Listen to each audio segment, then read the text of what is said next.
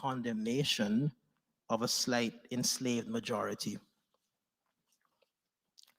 Bodden links the foregoing idea to his ultimate percept that slavery was not as debilitating a social handicap in Grand Cayman, further affirming that slaves and masters were likelier to have worked together in a spirit of collaboration, given the material and financial hardships that generally defined historical Caymanian society. Bodden then goes on to define this society ultimately as a pigmentocracy, a term popularized by the late American historian Frank Tannenbaum, among others. A pigmentocracy, as its name attests, occurs when the color of one's skin determines his place within his society. Yet, as we attempt to critically contend with Bodden's position, if historical Caymanian society was hierarchized according to race and racial considerations during slavery, why would pigmentocratic understanding somehow override the significance of slavery itself in such a context? Bodden's understanding of slavery as it unfolded in Grand Cayman is of foundational importance to my own study in this regard. Outside of our disagreements as to whether or not Cayman represented a true slave society, our projected ideas here, as you will see, are not that different.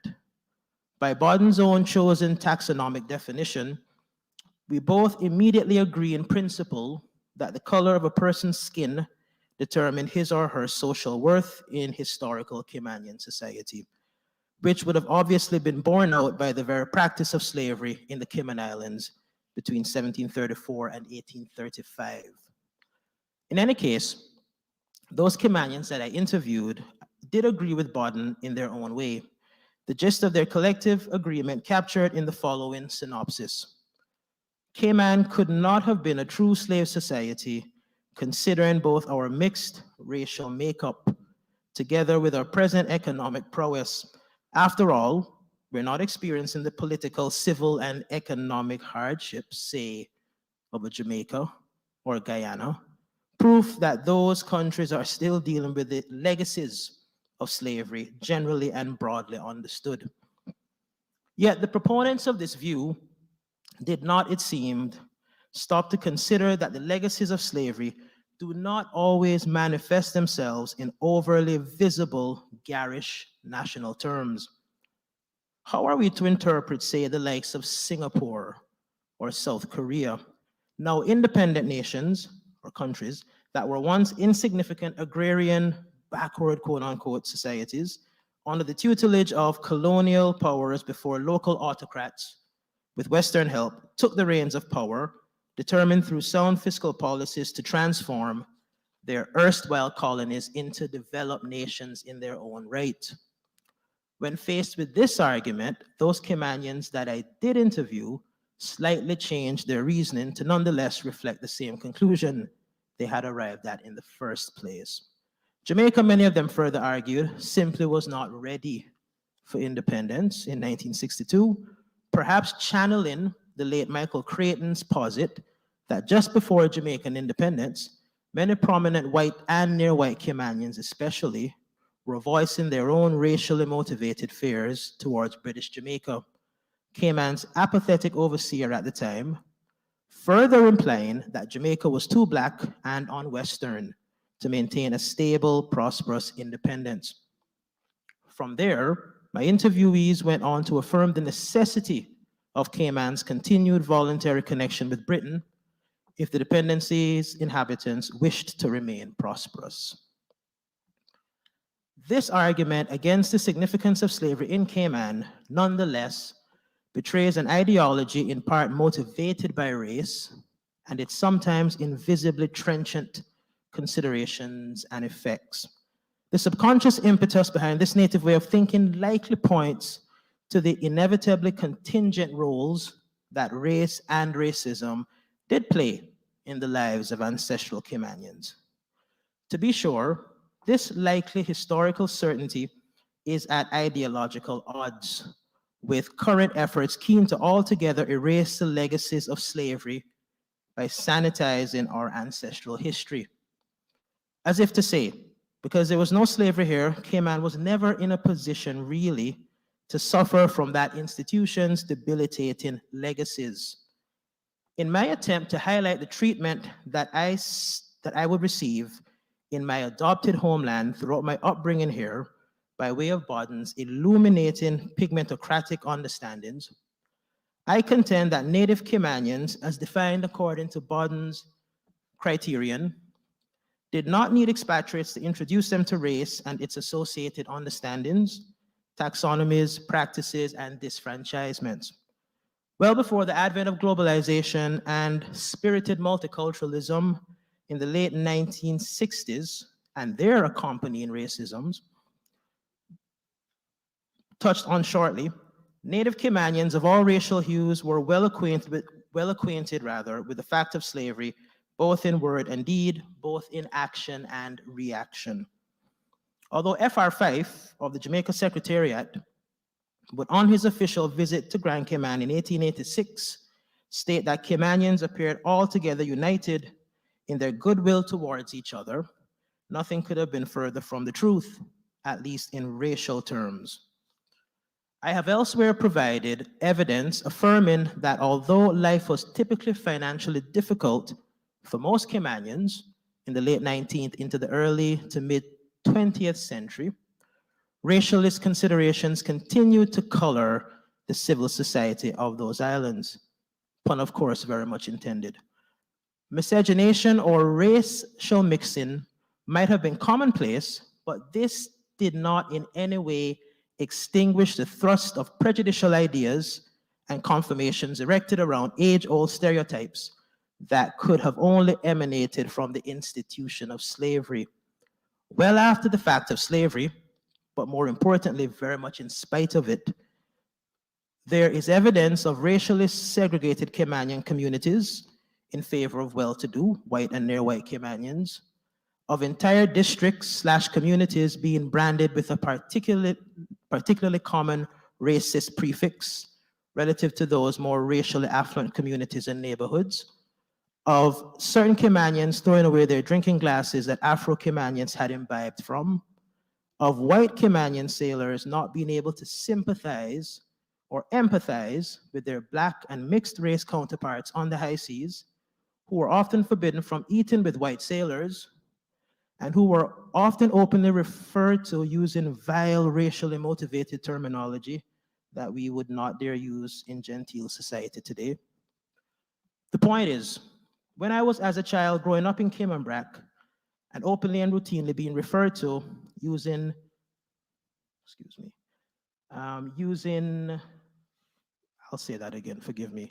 The point is, when I was as a child growing up in Cayman Brac and openly and routinely being referred to in similarly racially motivated ways, such references were nothing less than enduring, learned expressions stemming from a racialist legacy with its ultimate rooting in slavery.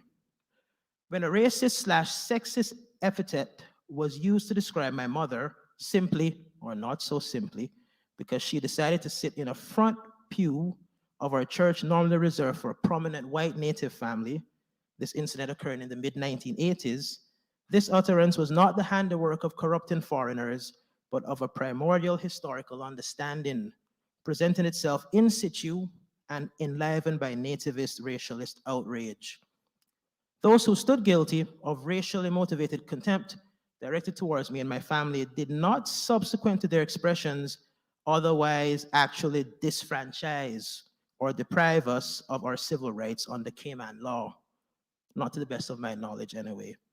Unlike those people of color who are, for instance, unfairly and or overly profiled at airports or denied access to, say, a public space or federal funding for no other reason seemingly than the menace or antipathy the color of their skin might represent.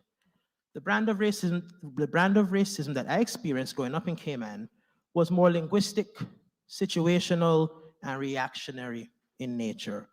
Here were certain Caymanians, both young and old, who saw fit to verbally react to skin color, come ethnic differentiation, based either on a perceived slight on my part, or simply on what they would have understood, for some amusingly so, to be our negative racial difference, an understanding shaped by centuries of racialized legacy and social conditioning. Nativized racism in Cayman, then, as I experienced it anyway, was more linguistic and reflexive in its appearance than it was necessarily institutional. However, any meaningful application of critical race theory beyond situational nativism to include Cayman's current multicultural reality would likely lead to the confirmation, per Bodden, that institutional systemic racism does indeed exist in the jurisdiction. There's a wealth of evidence, both anecdotal and corroborating, with which to suggest widespread unemployment discrimination on racial/ethnic grounds, readily represented in the expatriate or the native Caymanian business manager come owner, who might justify denying employment to a qualified Caymanian or Jamaican on the grounds of associated racist come ethnic stereotypes. Such justifications by stereotype span sentiments that Caymanians are too lazy, to Jamaicans are too aggressive and hard-headed, to Filipinos are too passive-aggressive and standoffish. Sentiments of this nature may lead to further castigation underscored by a righteous resolve when placed against the prevalent enough stereotype that certain younger, largely unqualified Caymanians especially deem certain jobs below them and would rather go unemployed until they find the quote-unquote right job. This particularly nasty sentiment has contributed to what I like to call the slow roasting stereotype of Caymanians as entitled, undereducated, and undeserving. Institutional racism come ethnic prejudice across the private sector notwithstanding, there are also distinctly Caymanian expressions which point to systemic discrimination throughout Cayman's largely black and brown civil service, which is comprised mainly of Caymanians, new and native alike. According to such expressions, upper management positions are too often given to hyper-experienced white expatriates who are expected to lead a succession plan concluding in a Caymanian successor. However, according to my informants, succession planning has, and with enough garish frequency, proven a futile exercise, with expatriates continuing indefinitely to hold high management positions, justified by the quick rote defense that those Caymanians qualified for such positions are really not experienced enough. This issue becomes all the more vexing for many native Caymanians by their own admission when the expatriate manager in question becomes eligible for Caymanian status, is granted the same, and is thereafter able to downplay any obvious systemic discrimination in which he centrally figured.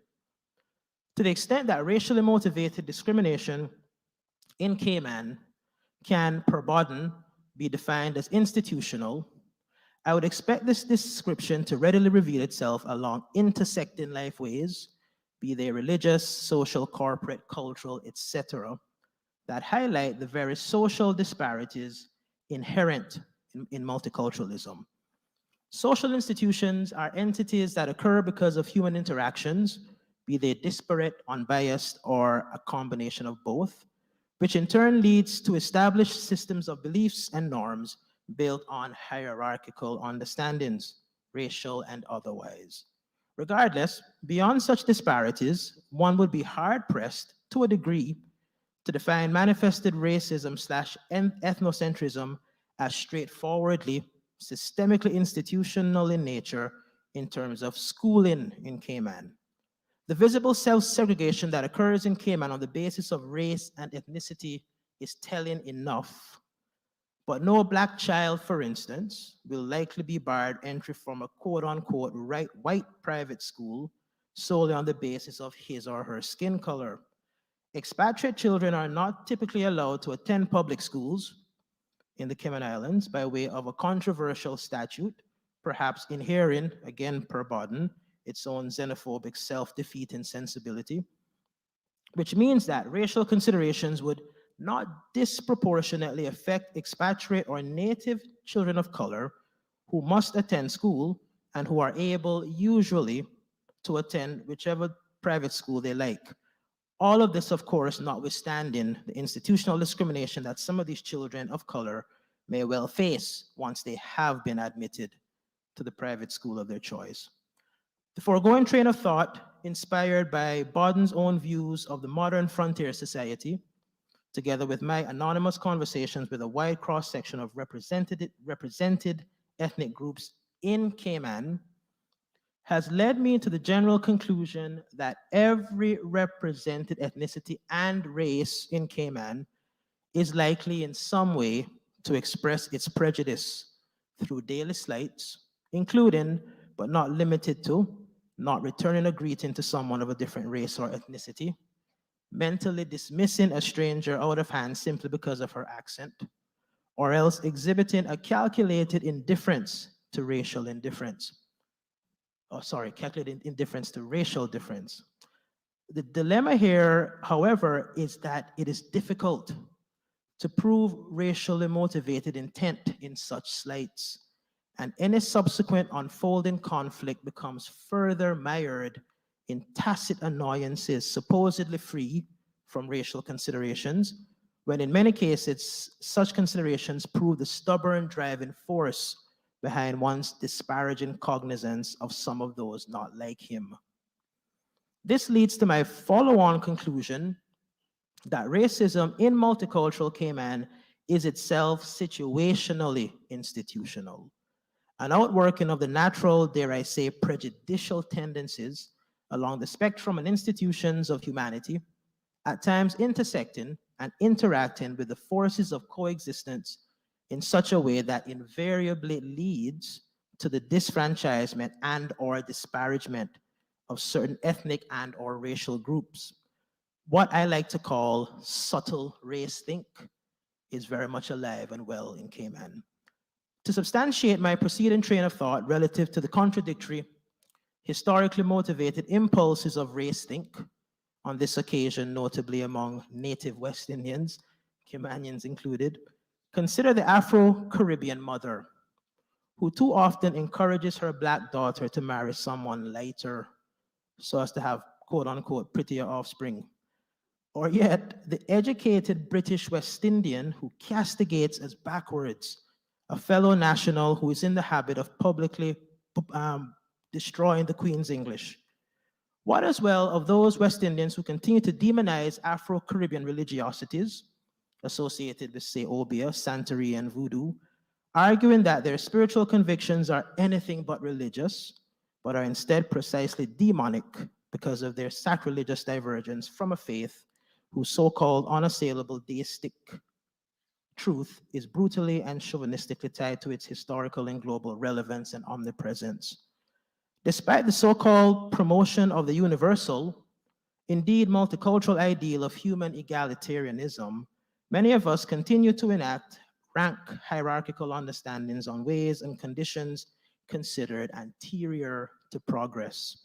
Have we ever stopped to consider the role of the very thing of legacy in our ways of understanding? My brief conclusion follows. In light of the predominance of indigenous people of color in the British West Indies, the leaders among which arguably are keen to improve the economic and political lot of their respective populations by, among other things, encouraging globalized multiculturalism, any recurring generationally perpetuated bigotry in this creolized space may at times present itself institutionally, ideologically, and or interpersonally, therefore existing systemically. The implicit persistent prevalence of reactionary British West Indian prejudice with notable reference to Cayman is only meaningfully critically introduced through the understanding that people touched in some way by those legacies associated with slavery are likely to instinctively harbor and subsequently express their learned ethnic biases towards people different from themselves, regardless, ironically, of any prevalently commendable miscegenation or race mixing that can and indeed does typify the interactive realities on which multiculturalism is built. My final question to you, gentle audience, and be gentle with your questions, please, is this. Can you see how Bodden's overarching pigmentocratic understanding of historical Caymanian society indeed provides the necessary foundation for our own understandings of the current fluid complexities centered on a uniquely antagonistic, indeed atomistic, us versus them mentality. Thank you.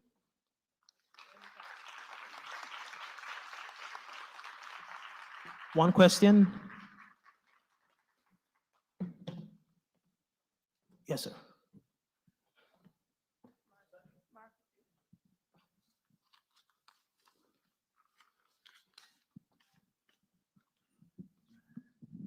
Thank you very much. I'll give my name for those who are viewing internationally. My name is Mario Ebanks. I have a two-part question. The first one is, where do you attribute the genesis of the racism that you spoke about that was existing in Cayman from long before 1503? And the second question is, I have people told me in around 2000 and when we had the status fiasco of 2003 of cases where Caymanian seamen at the ports in Jamaica were threatened for their life by Jamaican seamen who accused them of taking the Jamaican jobs during that time. How do you describe that behavior, sir? Thank you. All right, so the first part of your question first. If you count turtles as the first Caymanians, I don't think there are any Caymanians here prior to 1503. So to kind of answer your question, I do think that Cayman was populated by Europeans and Africans. All right, so if you think about it, by around, I don't know, the early to mid 17th century and beyond, right, folks from Europe came over to the New World with their slaves, of course. And so to answer your question more directly, I think that that racial prejudice more or less commenced during slavery or with the commencement of slavery. Now, the second part of your question, I don't know if you know why Jamaica left the West Indies Federation in 1961, because it's quite ironic. The Jamaicans were sort of convinced that they could go independence alone, and they didn't want those small Caymanian islanders or Kitchener's or Antiguans flocking their shores in search or let's say to steal valuable Jamaican jobs, right? So the, the long and short of it, in my opinion, is it's really all about position and place. And of course, back then, Cayman was considered, well, it wasn't considered what it is today, to say the least. And so there were these warring perceptions, these warring ideas of, again, us versus them. And so you think about us, what can we do that will, benefit us against, of course, those incomers who may want to steal what we have or what rightfully belongs to us. I don't know if I answered your question, but I have to go.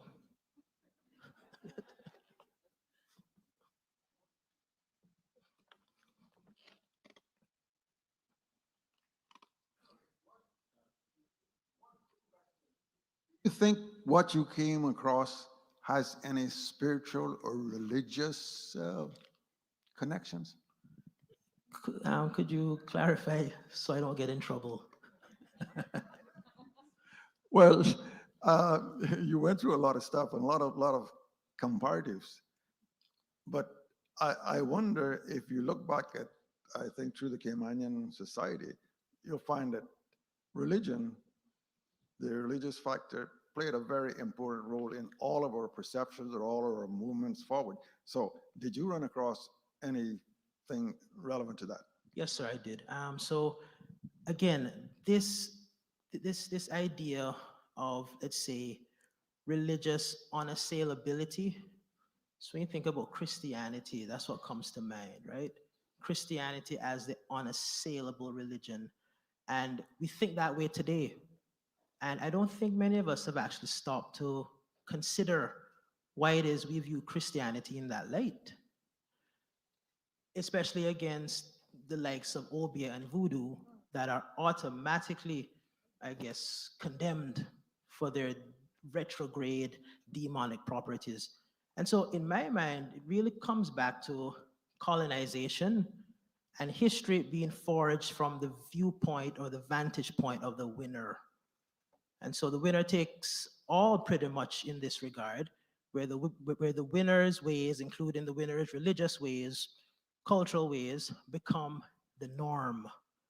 And so it is difficult to, if you will, deviate from that norm, especially if you've been indoctrinated, as the slaves were, many of them were during slavery, to accept these as norms. And therefore, reconsider their, let's say, African ways as abnormal. Thank you.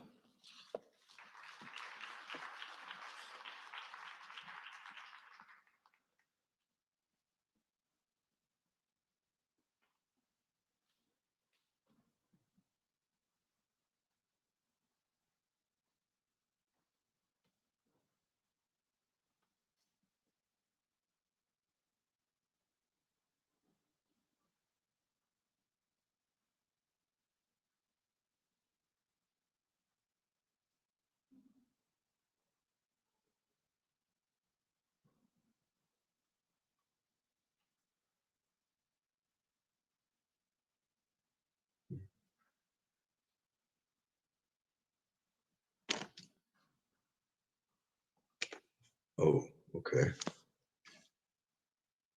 Good morning. I believe that I've been asked to proceed from the message that I got on the side. And I wish to, first of all, thank you very much for this invitation to participate in this forum to recognize the important work of my longtime friend and colleague, Roy Bodden, whose career in academia, politics, and civil engagement continues to contribute to the important dialogue in our region.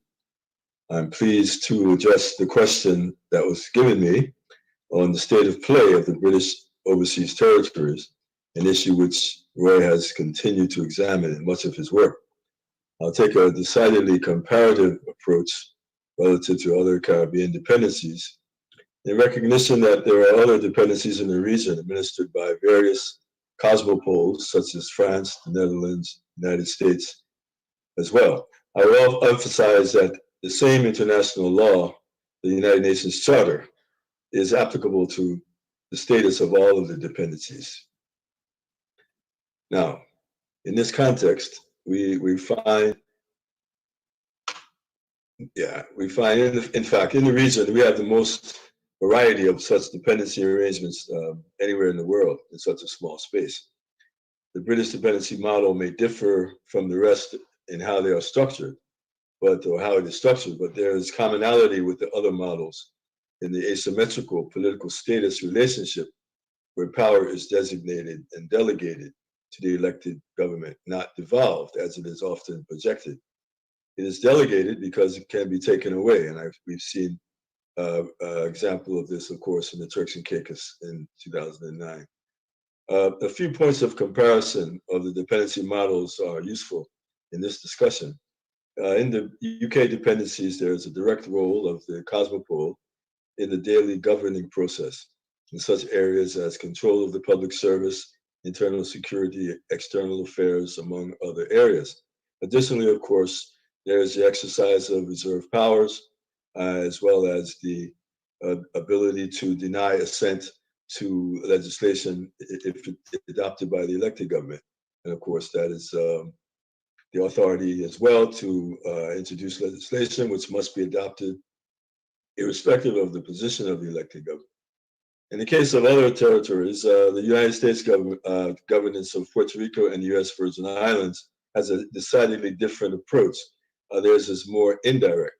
Of course, the exception of that was with respect to Puerto Rico and with the institution of the US Financial Oversight Board, which took effect in 2016. This closely mirrors the present requirement for British approval of UKOT budgets.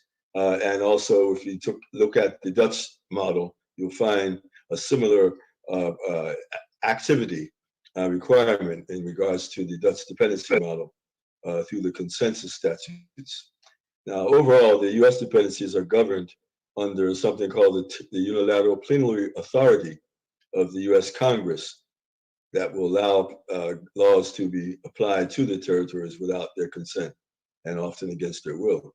Now, regarding political representation in this comparison, you will find that the U.S. territories have non-voting delegates, one non-voting delegate each of the 5, 2 in the Caribbean, 3 in the Pacific.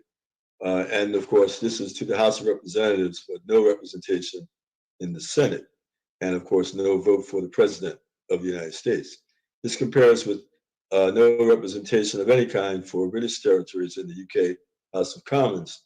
It is noted that recent proposals have been made to permit a similar observers type of representation for the UK OTs in the House of Commons, perhaps as a quid pro quo to UK citizens voting in UK OT elections, which is also being proposed in some quarters.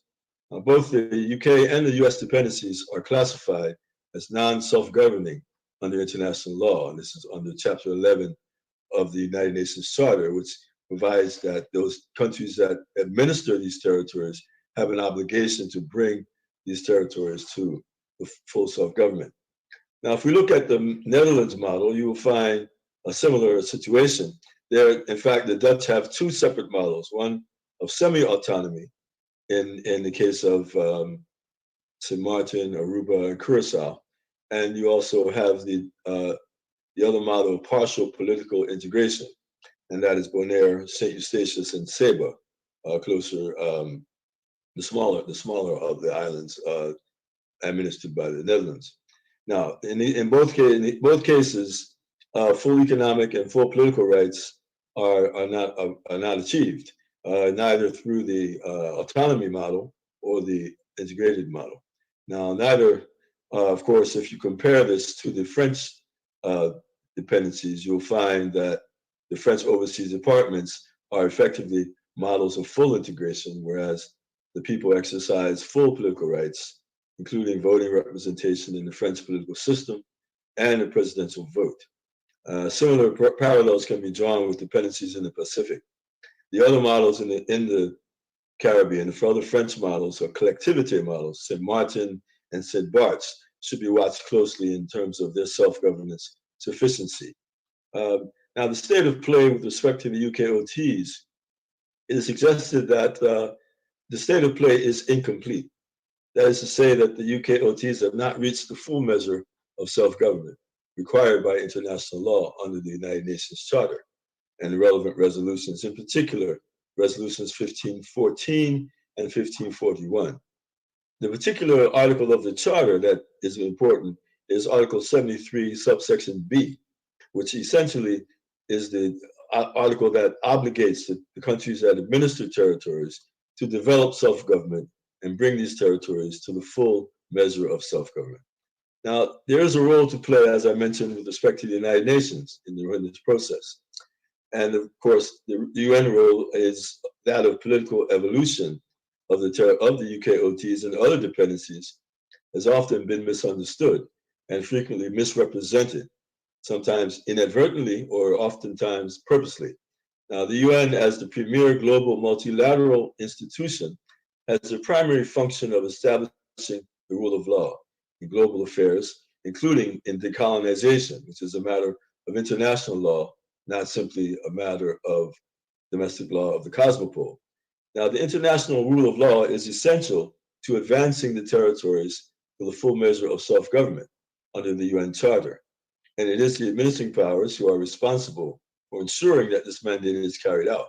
However, specific actions approved by all member states to implement this mandate are often ignored by the same administering powers, which in principle endorse the actions that are required.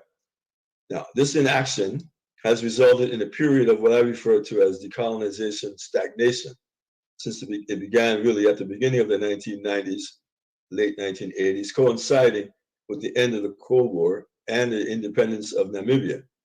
Thus, the new contention was that decolonization has been a Cold War issue, which was no longer relevant since the Cold War had ended. Of course, the idea was to phase out UN consideration of decolonization and to hold on to the territories that existed where they existed at that time. It was at this stage that the UK, for example, withdrew from its cooperation from the Decolonization Committee, and the US followed suit in the early 1990s. Hence, this began the era of decolonization legitimization, with the remaining territories increasingly described as generally not being interested nor prepared, if they were interested, in independence.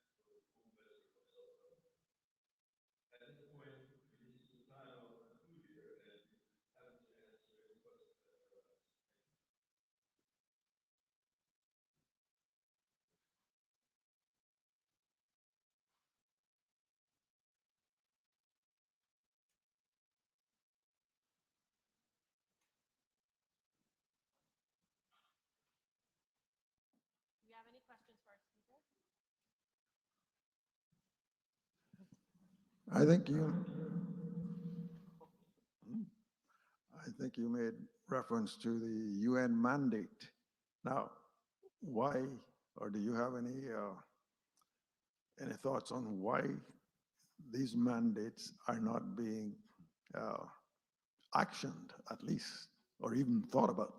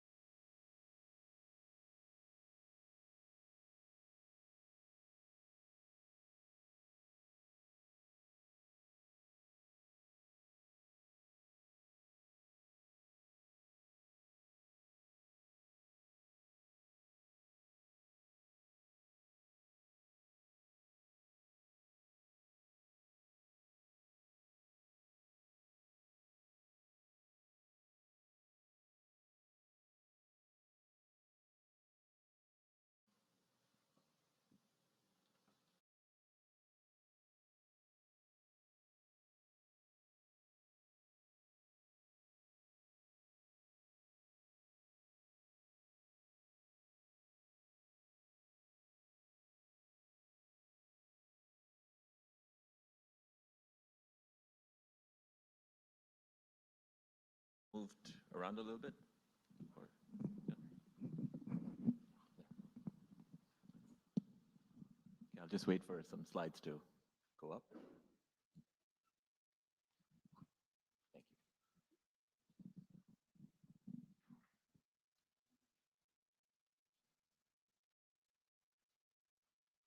Well, while we're waiting, thanks very much for having me here, and thanks for being here. It's an honor to be in front of Dr. Roy Bodden, and I greatly enjoyed engaging with the scholarship and getting the opportunity to do so. And I'll start with actually a couple of apologies.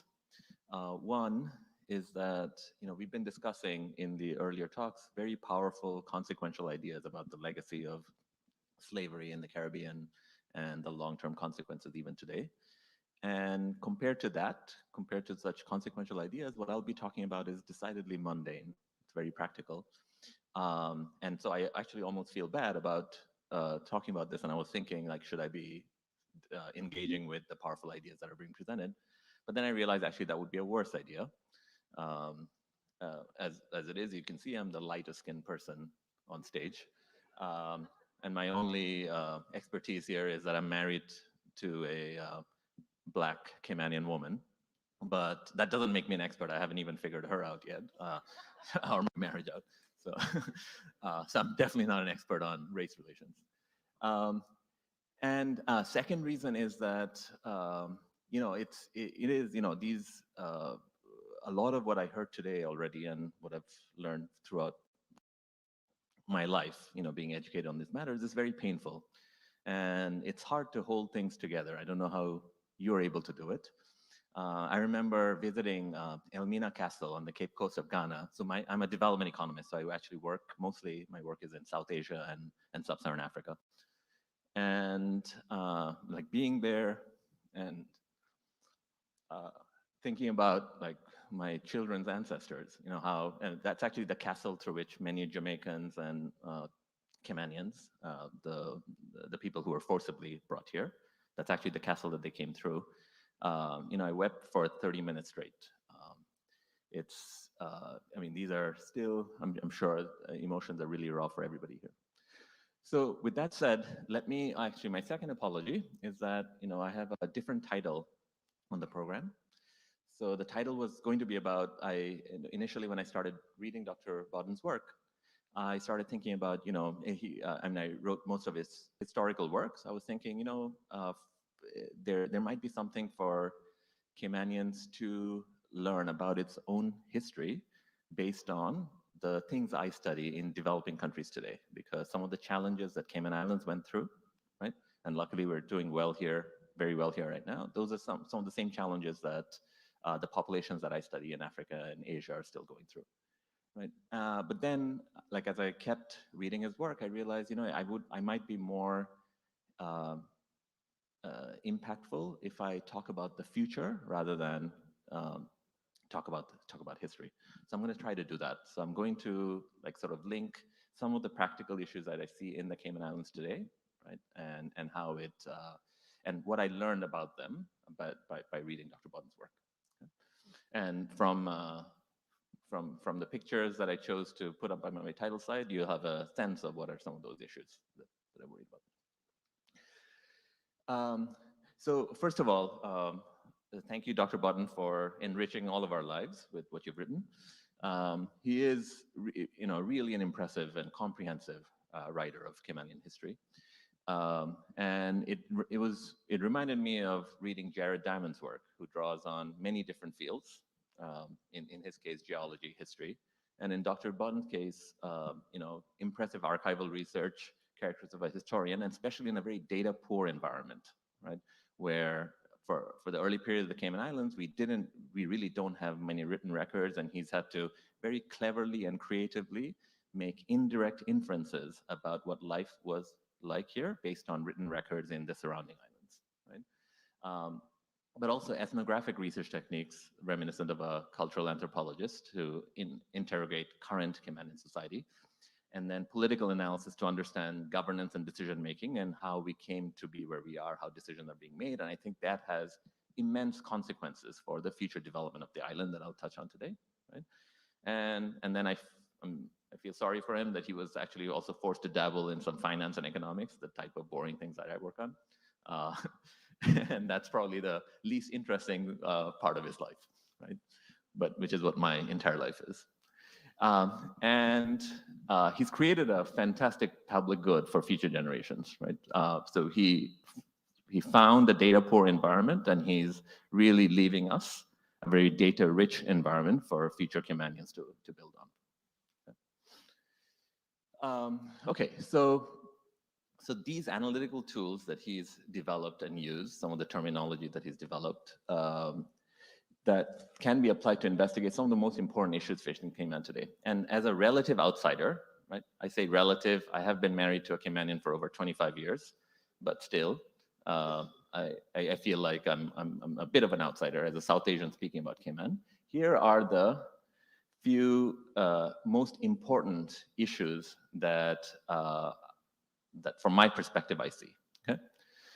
So I think the most important issues facing Cayman is the decision on how you want to develop. Okay? So there is the nature of construction that's going on all around us, the nature of property development, right? The environmental consequences of that development, as well as some of the social consequences of that development, right? What do you want our society to look like, right? Who should we be sharing this land with? Okay. And as development is occurring, how are those resources being shared, right? There are not only consequences for the environment, there's a lot of important consequences for inequality as well, right? And are there political governance systems in place to make sure that the nature of economic growth and development of the island is broadly beneficial for all Caymanians? Right? These are extremely important questions, and I have to tell you, in about in the next 15 minutes, I'm not going to be able to answer all these questions, right? But it's important for us to at least raise them and have conversations, maybe right afterwards during the coffee break. Okay. That's one, and the other two related issues are about population growth. Where exactly do you want to land? Because the country has control over that. Along with immigration policy, right? And in all cases, I have to say, where I'll come down on, that there are going to be costs and benefits. Life is full of trade. And you'll have to make some decisions on where exactly you want that balance to be, what point on that trade-off do you want to choose. Okay. And then finally, one other issue that's very relevant right now is reopening this economy, right? The public health response to the pandemic. So I'm not going to have time to talk about all of these things, right? So I'm going to punt on 2 and 3 today. I'll spend a little bit of time talking about what I see as some of the sort of the macro issues on decision making around property development and its environmental consequences. And I'll tell you a little bit about public health responses, something that's urgent today, like as we speak, right, in order to minimize the economic damage from this pandemic. All right, so, oh, sorry, it's a little bit cut off, but here's a picture. This is from a published study, and the citation is down below, although it's a little bit cut off, of what the mangrove wetlands in the Cayman Islands looked like in 1976, happens to be the year I was born, versus what they look like today. Right? So just next to each other, and this is, of course, this is just showing part of the island.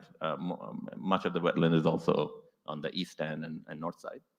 But you see what's happened in West Bay, on 7 Mile, and South Sound. Okay? And so why is this important, right? So mangroves are extremely important for preventing coastal erosion, to protect against hurricanes, tidal waves. They're important as wildlife habitat, and biodiversity. And they also act as filters for pollutants. The fact that we see such, I dive a lot and snorkel a lot, and the fact that we have such fantastic visibility in and around the Cayman Islands has a lot to do with the fact that there are mangroves that control sediments, right? And does not allow visibility to be affected in the ocean. It also acts as carbon sequestration. So these have real consequences. The fact that we're moving from the picture on the left to the picture on the right, right? And if that trend continues, it's going to have an impact on what this island and what the water around it looks like, right? This is, when I say there are costs and benefits, of course, property development has benefits, right? I'm an economist, and I'm not one to say, I'm not a bleeding heart, tree hugger either, but I'm not one to say that stop all development. But we have to be keenly aware of these consequences. Yeah. And these decisions have, other decisions that you're making have consequences. So we talk about, an island without any income tax, no capital gains tax, no property tax, save for the one-time stamp duty at the point of transaction, right? And I've heard, elite Caymanians, not in social circles, but also in public forums, talk about the benefits of that, which is we like it because we, rather than the government, is in control of our money. Okay? But that has a consequence, right? Because one of the things you learn in Econ 101 is that there is no free lunch. Right? Revenues don't magically appear, right? So the revenues have to come from somewhere, right? Where are they coming from? Okay, I'm going to make some obvious points, but I think it's still important to make them to focus our attention on them. Okay? They come from 2 different sources, as far as I can tell. Right? One is you'll have to tax consumption if you're not taxing income. Right? The cost of living here is, I think, probably the highest in the world. Right? Where it's higher than Hong Kong, it's higher than definitely higher than New York City, right? It's higher than most of the most expensive places on earth, right? And that particular strategy that you've chosen, instead of taxing income, taxing consumption, means that it's an extremely unfair and regressive tax system. Okay, why is it regressive? Right? Because a poor person. So my wife grew up in poverty, right? So I'm keenly aware of the issues that this raises. She's one of 10 children and was raised by a single mother on the island. So, a billionaire pays the exact same tax on a carton of milk that a poor person does, right? So you are taxing, right? You're not taxing income. You're not taxing the billionaire more than the poor person. In fact, you're taxing the poor person a much larger share of his or her income, okay? And why is that regressive? Because, you might say, oh, billionaires consume more, so they end up paying more. A billionaire does not buy 1 million times as much milk as a poor person does. That's why it's regressive, okay? Same thing, when you levy duties coming in, right, on basic items, whether it's clothing, diapers, this is what makes the cost of living so expensive here, right? It's on the backs of poor people. That has consequences. That's a decision that the country is making. Okay?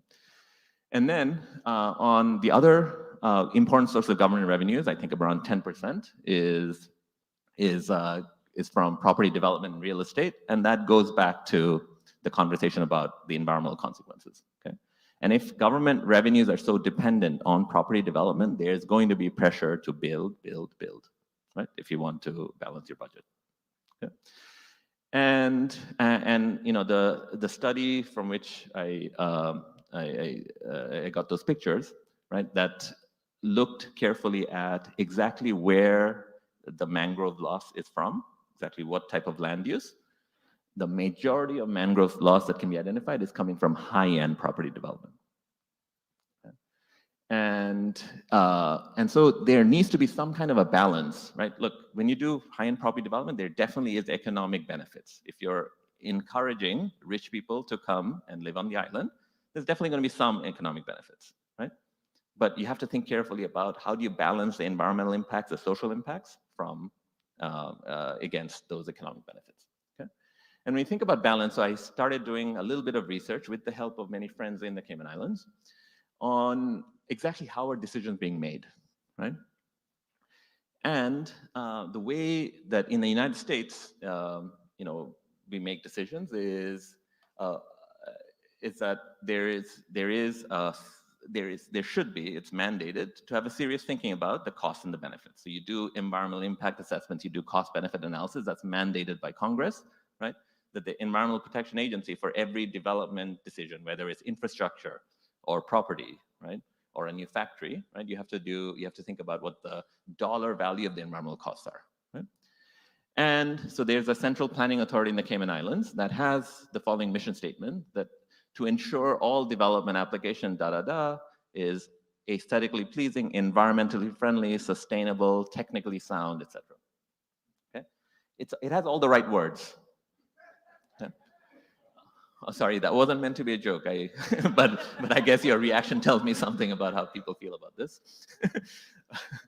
However, when I looked through the composition of the Central Planning Authority, the latest report that I could find on the website was from 2012. So I looked at that, but I also looked at the composition in this year, right? There was surprisingly little formal role for, say, the Department of the Environment or any formal process by which environmental considerations are taken into account. Okay. And by the way, you know, I'm not saying that all property development, again, all property development should be stopped. I'm here as an economist, right, who, if anything, has a bias for growth objectives. And I come from a very poor country. I grew up in Bangladesh, right, where we had to prioritize economic development objectives ever since our independence 50 years ago. Okay, but you know, and I'm not also making any accusation about any one particular decision being good or bad. I haven't done analysis at that level. I don't have that expertise, right? But the framework for decision making here just seems off. This is not the right way. Like when you have you know, a central planning authority that has heavy representation from the construction sector, very little representation, if any, from the environmental sector, right? You're not going to be able to strike the right balance that's right for the future of the country, right? It's so, I mean, it's a systemic, I'm just pointing out, I'm not pointing out that any particular decision is wrong. I'm just pointing out a systemic change that has to be made. Okay, so now let me just spend my last couple of minutes talking about this pandemic response. And, you know, I spend my winter here. So this is the second quarantine that I went through. And I should actually thank Dr. Bodden for this, that yesterday I just called and told him, yesterday was my last day of quarantine. I called and told him, oh, I'm talking at the Bodden Symposium, could you let me out? And and I was the first person to call, like, so I got out at 2 p.m. rather than like 8 p.m. last time. So thank you, Dr. Bodden, for 6 extra hours of freedom, right?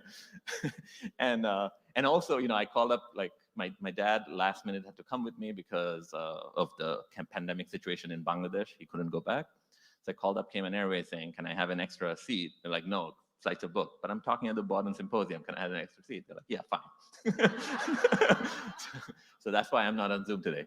So anyway, so I came in the winter and I wrote about Cayman's exemplary performance in pandemic management, right? So I published this in Foreign Policy magazine. They didn't allow me to name the Cayman Islands, but if you read this, you'll see it talks in very like gushing tones about a Caribbean island that really showed the world how to do it, right? And Cayman Islands was it. However, in spite of that success, we're making a mistake, which is that we are now, sorry, I need to show you a video. So the mistake we're making right now is the prevailing vaccine hesitancy in the country, right? Without getting over the remaining vaccine hesitancy, we're not going to be able to open up comfortably and confidently, right? And this has tremendous negative consequences for the economy, right? So I'm here actually with my daughter as well as a group of young people. We're going to be working on vaccine hesitancy. That's our project for the summer, right? But I'm doing it on the basis of evidence-based work. So the last few months, I left Cayman in the winter and I started working in South Asia because of the crisis that you probably all know happened in India. So let me show you a 2-minute video about how we took an evidence-based approach to the work in India and Bangladesh and Pakistan. And I'm hoping to replicate something like that here, right? So let me see if I can show the video. It's just 2 minutes. I hope it works. No. Come on. If somebody is at the computer, if you just hit, there's a play button like right around here. If you can hit this. Who's controlling the computer? Okay. Oh. Okay, let me do a audio version of the video. Oh, there, oh. All right, somebody did something that worked, so let's do it again, and then I listened to the try pointing it and then mess it up, sorry. No. Okay, okay, so let me just try to talk through it, I don't want to take up too much of your time. So it turns out that one of the most cost-effective things we can do to, are we trying again?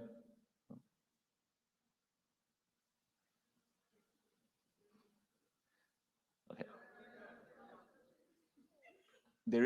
Is there audio that can be added to it? I mean, audio exists if you.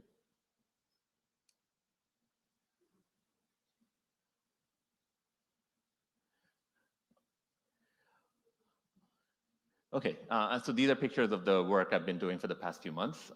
We don't have the audio, so let me just tell you what's going on. So it turns out one of the most cost-effective things you can do to save lives in South Asia today is just like getting people to wear masks, right? And it's been really difficult for us to convince people to wear masks. And so we came up with a model and we tested it using a sample of about 350,000 people. I know in the Cayman Islands, it sounds like a lot, right? Actually, for any kind of science, that is a lot. Like, for example, that's a randomized control trial, and compared to that, say, Pfizer or Moderna's trial involved about 40,000 people, right?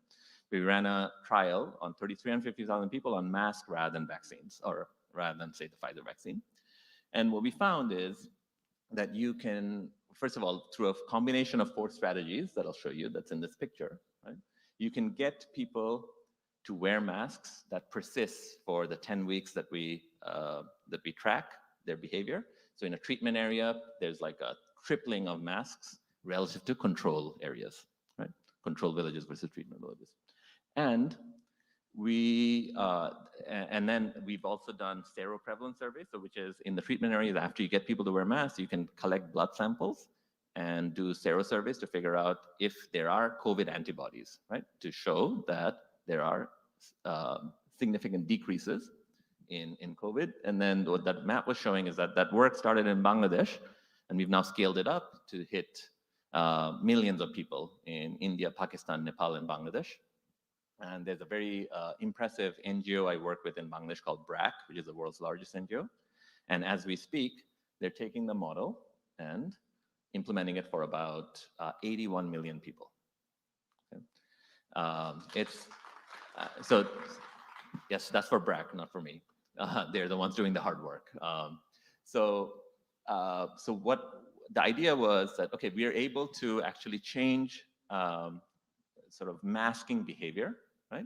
And now coming to, and this is exactly the model that we use to change masking behavior, free door-to-door distribution, along with providing information, and the captain of the cricket team, the prime minister of the country, et cetera, they all recorded nice snippets for us. And then doing secondary distribution in mosques where people are standing shoulder to shoulder. So that's a very dangerous environment.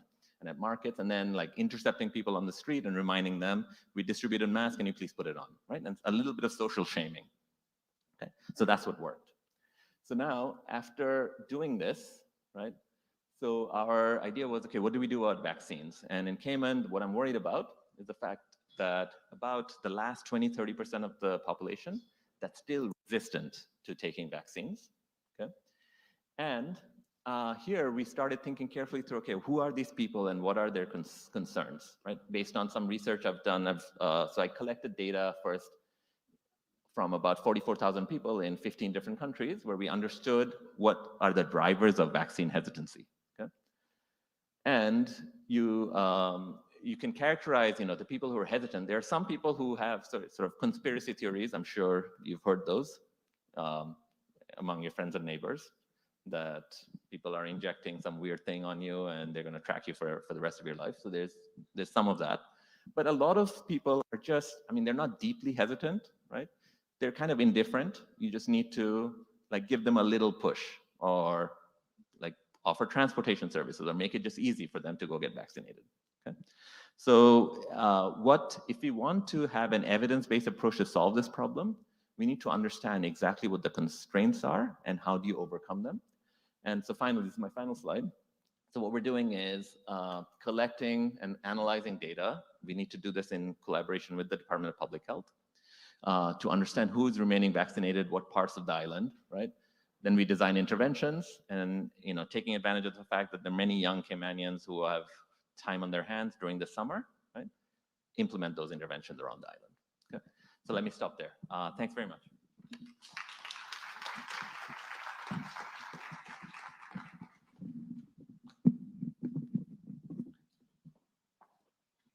Ladies and gentlemen, thank you so much for being a great audience. We will take a short break. We will be back in our seats by 53, 10:53, 11:53. Let me just check that. 10:53, you have a 5-minute break or so. I will be calling you back to your seats as soon as possible, but please feel free to use the services, and we will resume in a few minutes.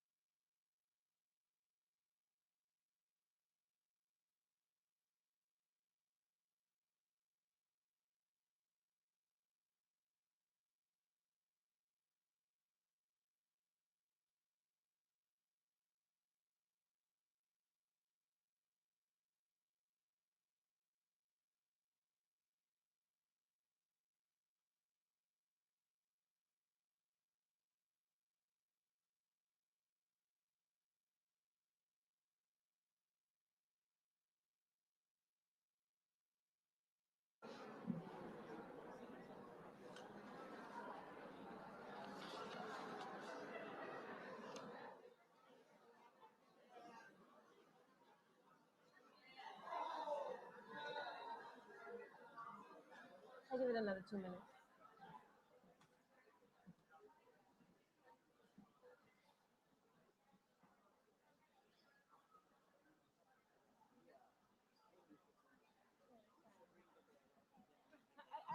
I'll actually do it. Ladies and gentlemen, if we could make our way back to our seats, we will begin in another 2 minutes.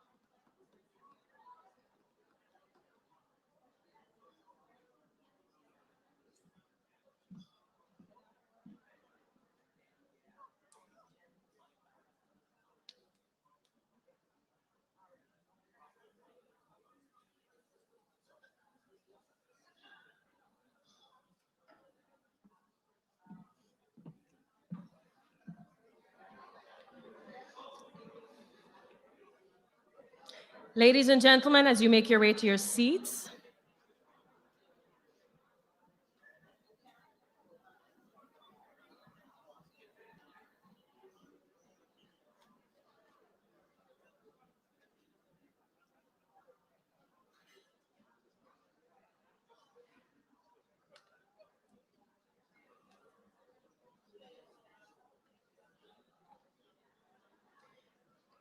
we would like to thank Radio Cayman for their sponsorship of this coffee break.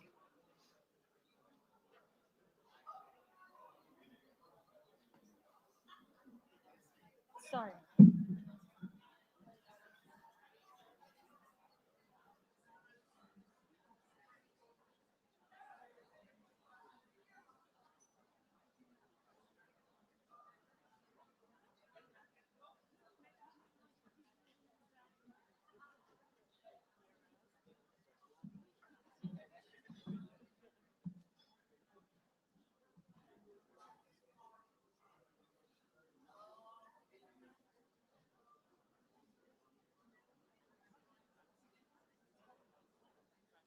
They told me to stop. The sound guys told me to leave.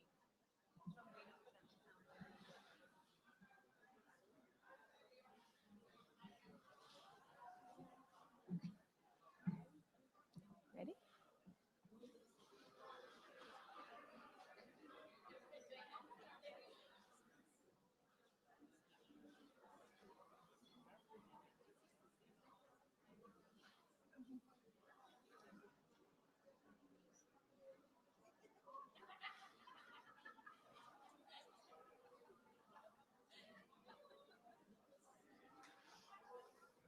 For our second session this morning, I will make a quick introduction of all of our speakers. Once again, I will ask that you be prepared to stand as the person before you finishes. I will ring a bell at 10 minutes and then at 15 minutes so that we are much better prepared to take questions. Our first session will be by myself, Annie Kehill. I am described very kindly by our organizers as a poet, painter, creative writer, and much more. I will be presenting excerpts from the Hammock Poetry Collection, which are reflections on the Caymanian identity through poetry and prose. I will ask that someone be kind enough to keep my time to 15 minutes. The bell is in front of my fellow presenter. Then we will hear from Ms. Latoya Francis, the founder of Let Me Live, a nonprofit focused on youth empowerment.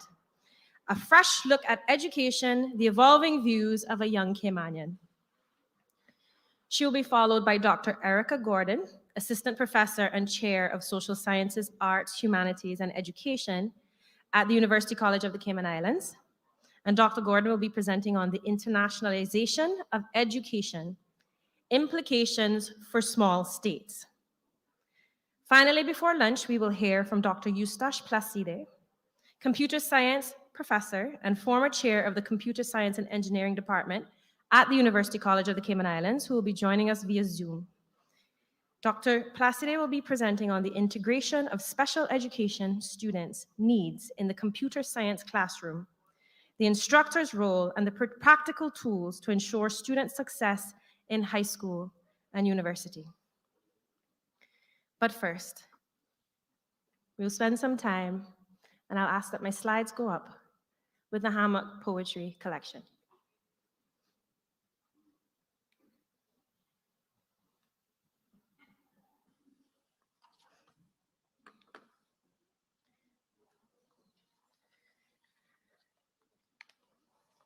This collection of works was not created for the reading of others. It was born on the steam rising off my morning coffee on the wake of my nighttime dreams. Written for me, by me, perhaps the truest form of self-expression. Now, just be warned, my writing is not devoid of expletives and colorful thoughts. I do not lie to myself, not even in writing, and I will not be editing my sacred private thoughts for you. I am known to myself and to my community as an accomplished professional, a chaotic artist, a hellcat after sunset, and an incorrigible nerd. If I have represented all of these things in my writing, I will have done myself proud. I am, like all things Caymanian, a complex mix of chaos and order, sinner and saint, light and darkness, salt and sweet. We cannot truly understand the Caymanian identity without owning all of its parts. The bright sunlit parts of us that make it to the tourism posters, and the parts of us that are cast in shadow. To not own it all is to be a brittle shell, painted in pretty dissonance that cannot stand the test of a good hurricane. We cannot own our Christian roots without facing the subjugation that came with it. We cannot ignore our history of piracy while embracing our seafaring heritage. We cannot honor our colonial forebears without acknowledging the deserters and slaves who married or mixed, willing or unwilling, into their bloodlines. And I cannot write honest love songs about my people if I don't cuss a little. Throughout his works, Mr. Roy Bodden has been the soloist that has begun the conversation, the record keeping, the music of presenting our identity. But the fullness of sound comes better from a choir than from a soloist, no matter how good. The beauty of the solo is not lost, but made more powerful by the harmony formed around it. The poetry I'm about to share was written between 2007 and 2019. I like to think of it as timeless, a voice of my generation. And I intend to raise another voice together with the beauty of Mr. Tony Walton's photography. Thank you very much to Tony. In the chorus of who we are.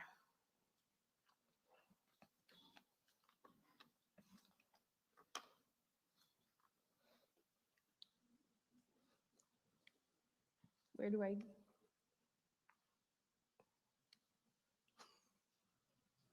Next slide, please.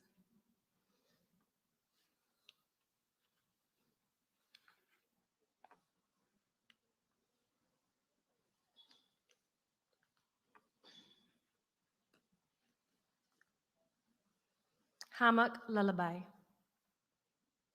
Crick, crack, swing me back to black flag coil and coconut oil, powdered sweet for island heat, and my nanny's lullabies. Crick, crack, I swing right back On my back porch, I take the torch. Sing the songs of times long gone till you close your little eyes.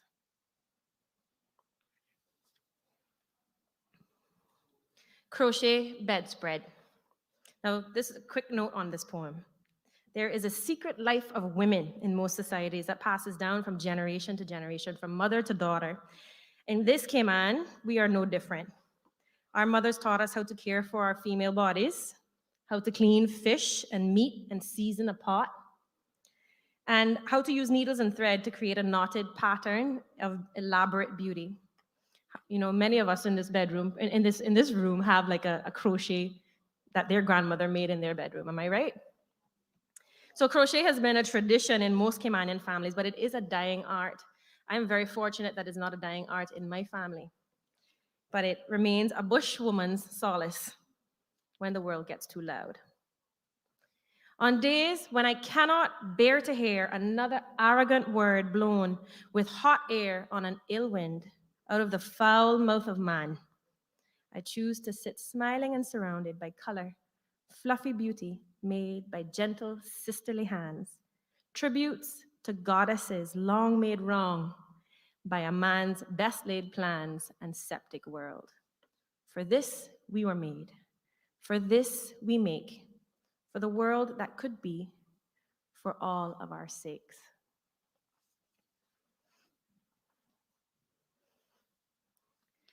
Dape water.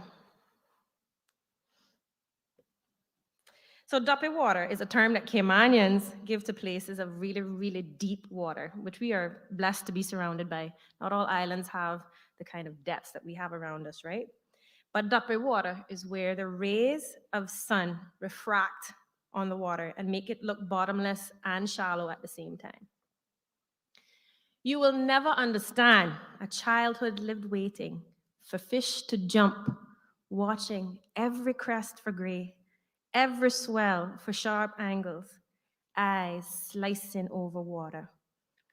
Sea grape shaded dinner, eyes slowly shut in the swing of a hammock, skin cool salt from morning, winning kingship of the rock.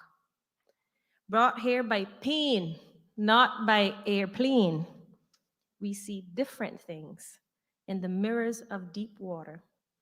God sends messages just for us.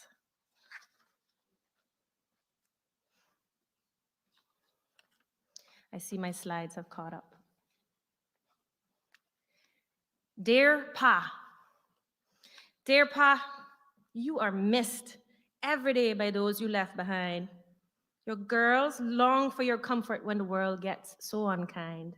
But Pa, as I look today at what home has become, I am kind of glad you left before the damage here was done. You see, Pa, if you came back today and we were still so poor, there is no way that you could feed your family anymore. The rabbits you would hunt with a BB gun and slingshot, if the neighbors was to see you now, they would run and call the cops. Oh, and those neighbors are no longer people with our last name, but folks who have just come here on some fancy airplane. The old people live with their children under one roof and one rent, because with 1 month's work for 1 month's bills, the money's all done spent. I know what you're thinking, Pa, don't fret. You know we was raised right. We are nice to the new people. Even the crooks we do not fight. But now, we need a license to sell breadfruit from the yard. And if you see how much that license costs, you know times is really hard. Spear gun and hook stick waspa. Though you raised us on the sea, we would lose our freedom if we were how you raised us to be. Remember the old coral head where you used to tie your old fish pot? Boo Boo went fishing there last week and he in jail because he got caught. Oh, Pa, times is hard and we miss you. We really do. But if you came back home today, it would be illegal to be you.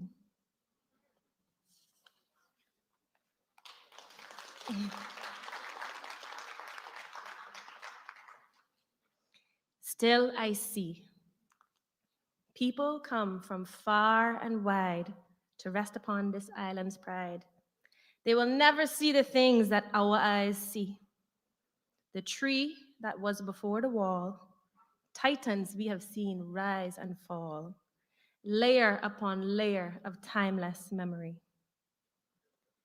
Our people fall between the cracks, concrete piled up on their backs, as the ever-present greedy take their rise. But all the buildings on the earth will never change what we are worth, cannot steal the treasure that we see with our own eyes. Still I see you on the road lay waiting Johns, clothed mostly in the shames you've done. You the girl who shared your party when I left my lunch money home. And you in the dark telling your lies to wigs who don't care if you die. To me, you're the boy who never let me walk home alone. Still, I see you on social services with 3 kids. I see all the good you did to keep your brother's schoolwork up to pace. And you, with your stiff corporate job, I can still see you sit and sob the day your daddy mashed up your mama's face. I still see. What will we or can we be? Seeing things no one can see. Why do we let the blind run our homeland? By faith and by this sight I wait, my people's eyes will guide our fate. Wisdom waits and vision tells us when to stand.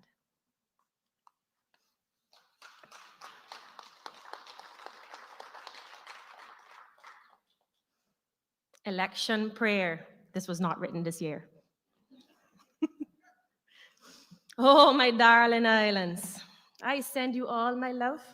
May the hustlers and the shut-ins feel the grace of God above. May the schoolgirls and the schoolboys who rise now from out of bed wash their faces, enter kitchens where they are loved and they are fed. Keep the mosquitoes in the swamp and the dolphins running strong. Woodpeckers far from the flashing and hush the parrot's mango song.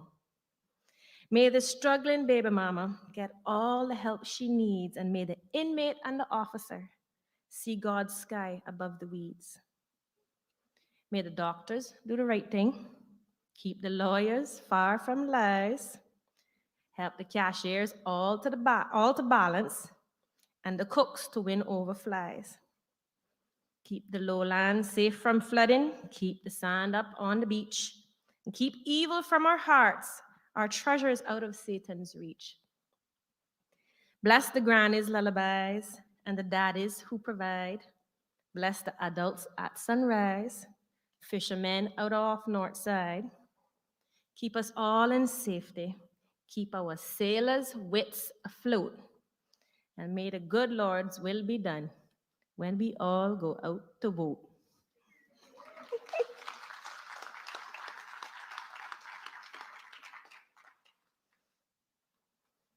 So this is where that little piece of cussing might come in.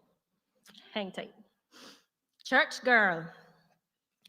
Now find yourself a good church girl who honors 70 times 7. Marry her quick so she won't leave because she wants to go to heaven.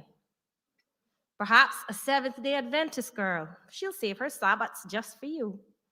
And even when you tell little white lies, she'll believe them to be true. Or better yet, a Catholic girl. You can laden down with guilt. And every time you do her wrong, she'll confess and be rebuilt. Or better yet, a Catholic girl. A Calvinist will make you feel like you're king of the house. She'll say yours been predestined and be a most submissive spouse. But Anabaptists are the fun ones.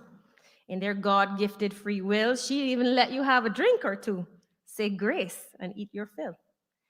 But find a church girl who will love the devil that you chose to be, because the ones who will not take your shit are heathens just like me.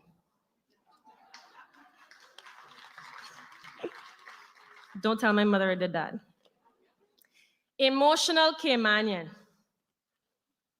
Now, I'm sure you can tie this back to current events eventually. Take your time. I'm not burning bridges today. Emotional Caymanian. They call us emotional, as if emotions were not a critical part of a healthy whole, as if to ignore them would ennoble us, not just enable him to leave a bleeding hole. I am done being gaslit by the unfit, told to make an X for who gonna screw us next. So yes, I am emotional, complete and consequential, for I feel and I truly know that only the grounded really grow. Identity does not exist to be sold. It is felt and it is gold.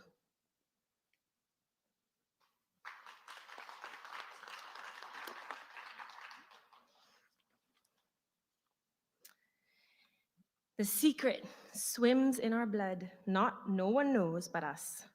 From it water flows, tides rise and fall, our senses of self, of us, of it all shift with the water table.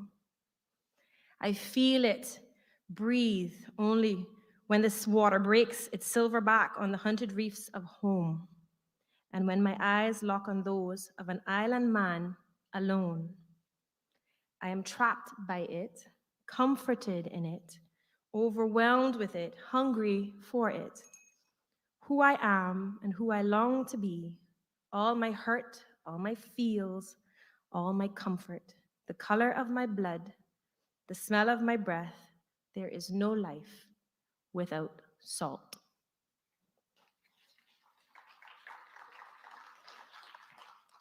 Finally, with my last, or after my last minute, this poem is dedicated to Mr. Roy Bodden, a mentor to so many young people, particularly in my generation in Bodden Town.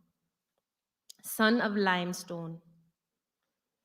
Test your manhood, know it well. Fling it hard on sea and shore. When you're bested, count it tested. Hold it true and doubt no more. Starched cotton cannot soften. There's no choke in red silk ties. Mont Blanc roller balls, forgotten. Signed initials, corporate lies. When the land has forged you solid and you're baked a gooty brown, only Earth and her creator can completely tear you down. So know thyself, young son of limestone. Do not let your mind forget. You're the hero of this story, and you're not finished writing yet. Thank you.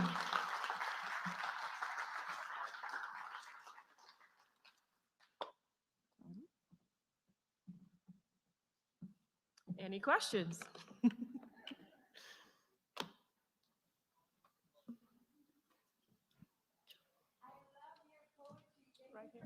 Thank you. Do you have any plans for publication? It's so funny, Dr. Randall actually said it best. There is something very vulnerable about putting your work out there and handing it over to a publisher. It's not something I've done yet.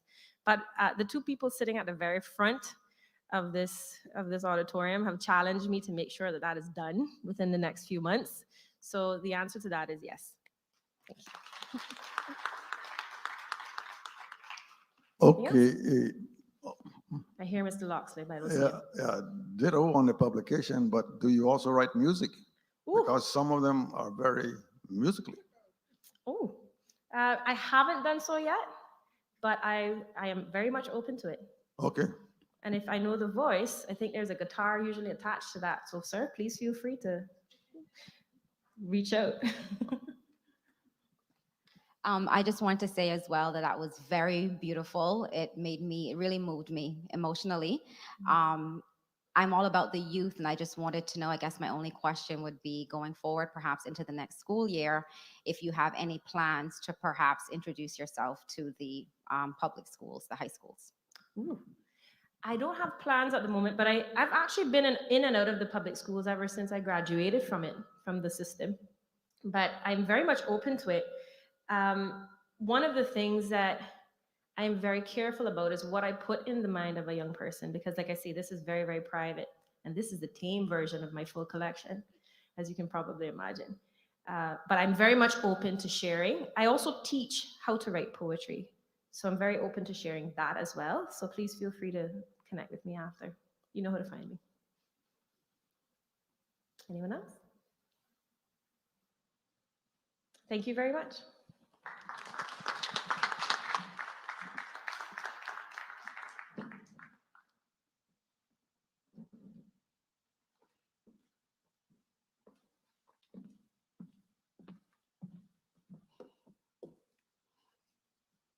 Good morning, everyone. My name is Latoya Francis, and I hail from the beautiful district. Oh no, those are not my slides. But anyways, the slides aren't important right now. They'll come up soon. So I hail from the beautiful district of Northside. It is a great delight and honor to be before you all this morning to share some of my evolving thoughts on education in the Cayman Islands. I first want to give honor to Dr. Roy Bodden for the great legacy he has given us through his service to these islands, both in his public capacity and his written work. Thank you, sir. I want to thank Dr. Smith and his team for creating this medium for us to be able to honor Dr. Roy's legacy in this manner. This morning, to begin, I will share a brief introduction with you outlining my purpose for this paper. I will then highlight some events that I found interesting on the history of how our education system has evolved over the years. Then I will discuss some of the definitions and key concepts that I have come across in my research, and use one of the models to share a bit of my own personal education journey. Sorry, just trying to get this mic right. And lastly, I will leave you with some of the underpinnings of what I'm calling my working recommendations for the way forward. So just to be clear, my goal this morning isn't to share crystallized academic conclusions. This morning, I hope to share with you some of my thoughts that I've I guess, evolved as I've done some research. And over the last few years, I feel like education has become very personal to me. And my passion is combining the principles of academia with personal stories and struggles to make a practical difference. So we're gonna start by looking at, for time, I'm gonna go to the history of education.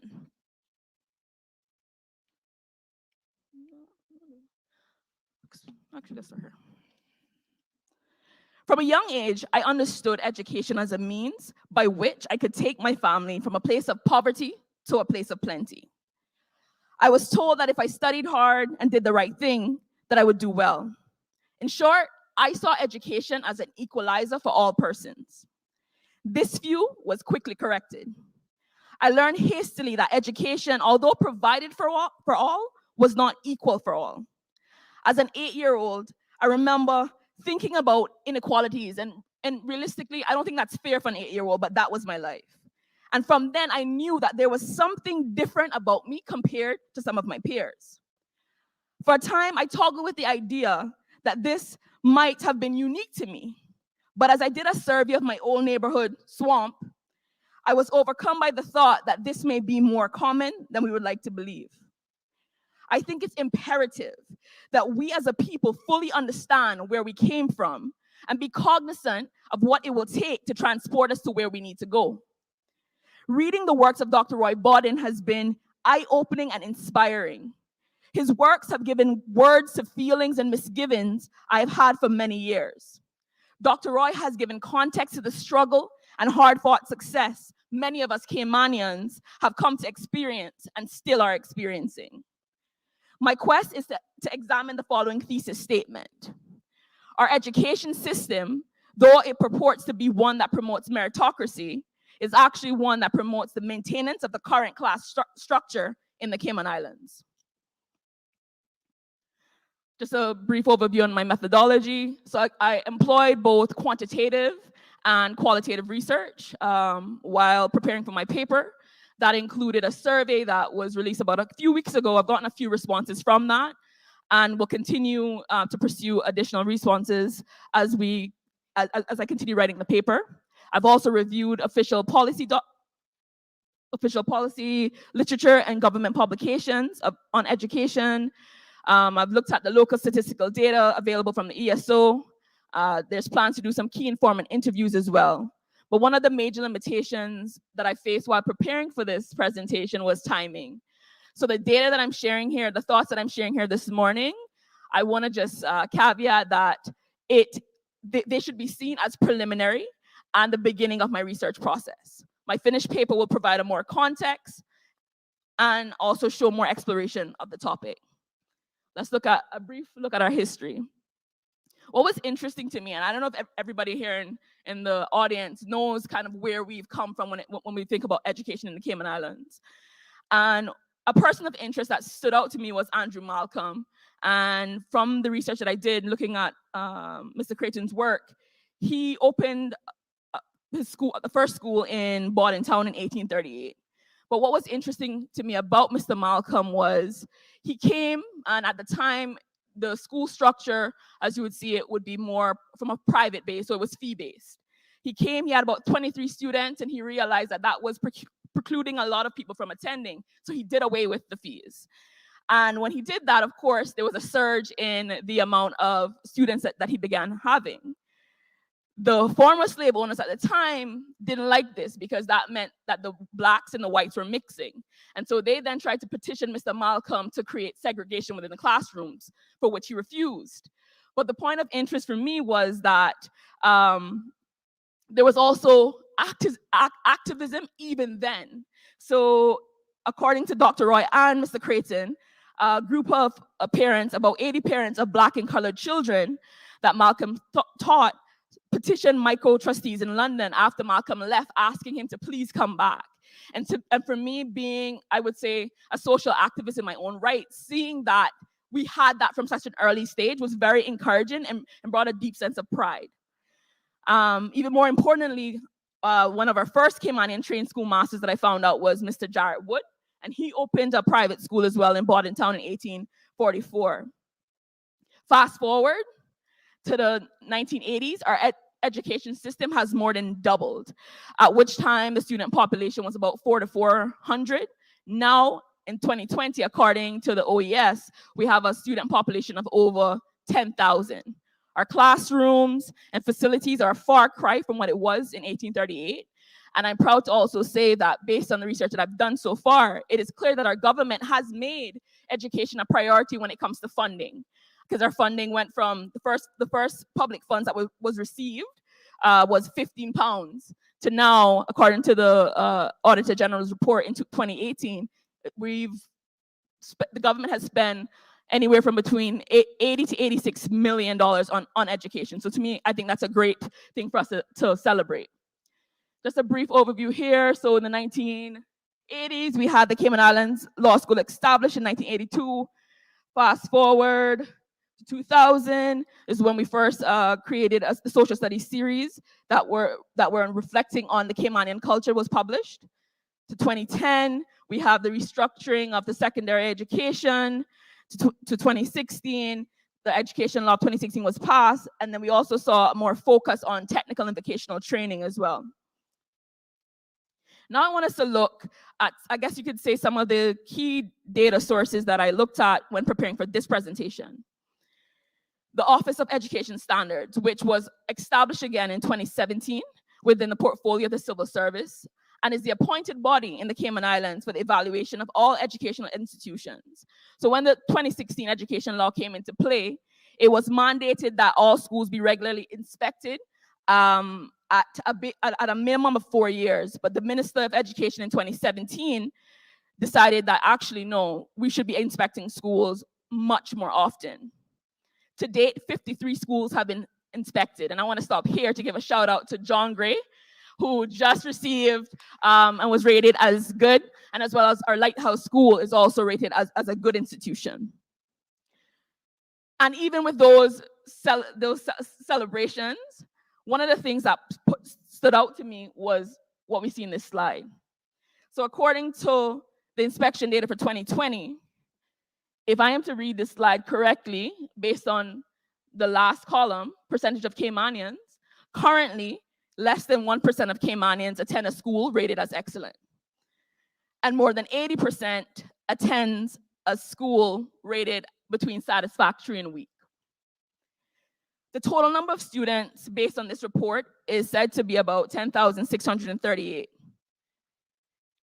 So that means over 6,000 students are currently receiving an average education. And I believe that this shouldn't matter for anyone living in the Cayman Islands, and particularly for Caymanians.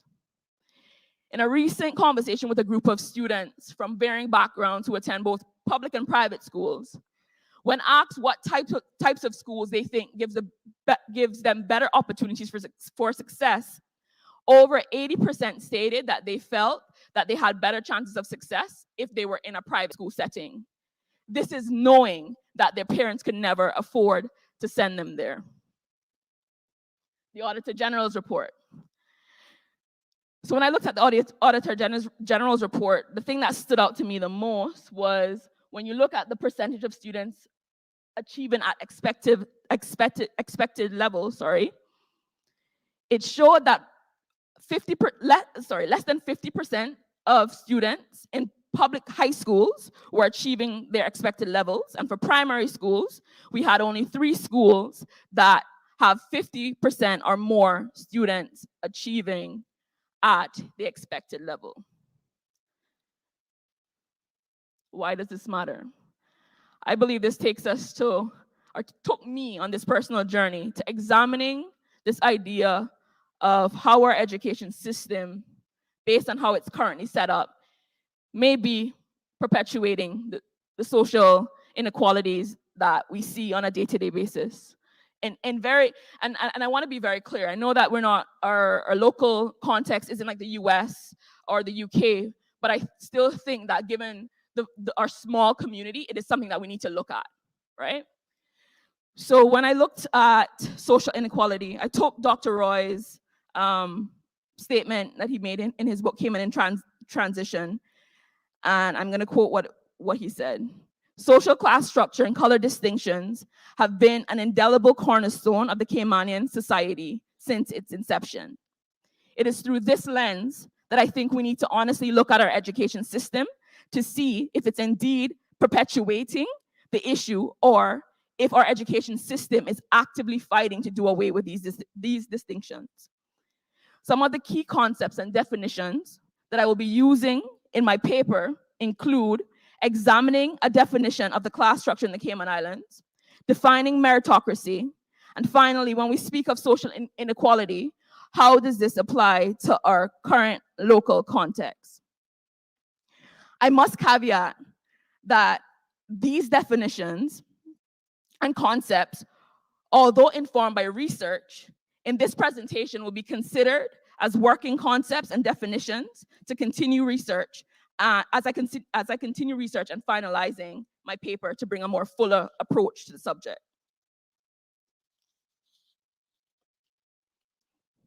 When looking at the definition of inequality, I focus on the definition that I found in an article written by J. Crowett, et al. 2019. And in this article, when speaking of social inequality as it relates to the education system, they refer to the concept of categorical inequality. And this is the idea that institutions manufacture institutional categories such as welfare recipient, inmate, gifted, entrepreneur that are used to funnel individuals into institutional tracks that profoundly shape their access to positions in a stratified society. When examining the topic of social inequality, research shows that those who are identified to be in a lower class of society, when it comes to education, they tend to struggle or have challenges for the following reason. 2 words: cultural capital. This means that students from more advantaged backgrounds enter schools more prepared and ahead of their peers because their environment prepares them for it. To examine whether or not our education system perpetuates social inequality in our community, I think we need to keep this in mind. I'm just gonna share some brief, it's not on my slides, but some brief responses that I got from the surveys that I did. So far I got back 28 responses, and of those 28 responses, these were what people said. So when asked, how much does your school value diversity of children's background, 35% answered in the middle, stating a little bit or some. And again, I think a question like this, there's more discussion, more investigation that can be done around breaking that down further into specific areas such as backgrounds, ethnicity, wealth, and even culture. This other statistic stood out to me.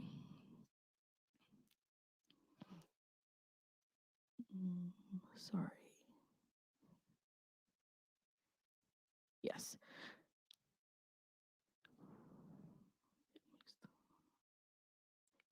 "75% stated that they knew what was required of them to attain a high grading class. And in the same vein, when asked if they believe that everyone can meet these requirements to achieve at a higher level, 61% said no. When asked what they needed to achieve a higher level of success, students responded saying they needed more mentorship. 43% said more mentorship, 32% said more study support. All right. So going to my experience, so let's go back. So I'm gonna try to tell you quickly a little bit of my background and how this model, it's called the Identities and Context Model of Educational Inequalities, is applied to social class, and this is by Eastbrook et al. 2019. So I was born to a 16-year-old and an 18-year-old. So you can imagine, at the time of my birth, they didn't really know a lot about how they were gonna take care of me. So in order to do that, they sent me to Jamaica to live with my grandparents. And when I went to Jamaica, I was there for a few years. I knew when I was in Jamaica that there was something different about me within that context, but it was purely just because the children there knew I looked like them, but they knew based on my family in the small village that we lived in that I was a Caymanian. So I was treated a little bit differently.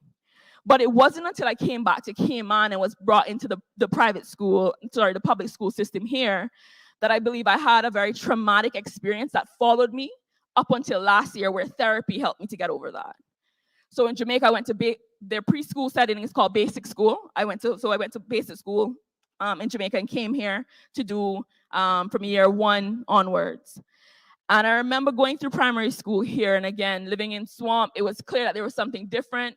More so just because, you see your friends, you go to school, you see your friends with nice things, and you're wondering, okay, this person has this person has that. But I think what I want to bring out here is the trauma that I experienced that helped to looking at this model, talking about the local educational context. When we talk about class-based social identities, I think when I was in primary school here, we had a Rotaract spelling bee. And I remember I was called to an office, and we went in there with a group of students, and we spelled the words. And I believe I did well. I feel like I spelled those words very, very well. But I was told to stay back. And when I stayed back in the office, there was a conversation had with the young me, basically reminding me of where I'm from, and saying to me, basically in no short sense of what I'm saying, that I wasn't going to be anything in life. Why try? And to be clear, I tell this story not from the position of a victim. I tell this story from the position of the victor. And I hold no hard grudges against whoever has said that to me. But that one experience followed me through my educational journey. So here I was, I had teachers who were advocating for me in this primary school setting, and even at the point where I knew in some points their job may be in jeopardy because they were advocating for me. Nevertheless, it helped to reinforce this idea that why try? Why try to aspire when you get to the end of the chart here? Why try to do anything great? Fast forward, I would say 2013. I came back from school in the US, did pretty well, was very involved in extracurricular activities. Came back, started working back at DMS, but then I felt that there was something more, because when I was away, I was exposed to the Clinton Global Initiative, where I will never forget her, Katie. She went to University of Toronto. So while we were at this mixer with students from all of these top universities in the world, in the US, she said to me, she's like, Latoya, why are you doing accounting? You should be doing public policy. I was like, wait, what's public policy? But because of my class based social identity, I had no idea what was public policy. I looked at what, based on society, said you had to either be an accountant or a lawyer to be anybody in life. So then I decided to follow Katie's advice, look at, social policy organizations, universities. When I did that, again, typed into Google, top universities in Europe for public policy. I was like, all right, I'm gonna try my hand at it. I applied to schools in Germany, the UK, and including Scotland. And one program also including an LLM. I got into all of those programs. The LSE took the longest to come back. But when it did come back, my manager at the time, Mr. Richard Harrison, I remember him and Cara Hennessy just going, and for context, Rich is from the UK, Cara is from Ireland. And they just went off. They were like in a celebratory type of environment. And at this point, I was like, well, I just picked the top school. It's all right. He's like, no, Latoya, you don't understand what's happening here. Fast forward, actually get to the LSE in 2013. I find myself surrounded by leaders of students who are being groomed to be the next leaders of their countries. In my year, there was also a prince from Saudi Arabia. But the Black girl from Swamp felt so out of place, I had to do therapy at the LSE. Because I could not believe that I deserved to be there. So when I look at, as I'm writing this paper talking about social inequality, again, it's not to bash our education system, but my goal is to ensure that all young Caymanians have the opportunity to do the things that God has created them to do.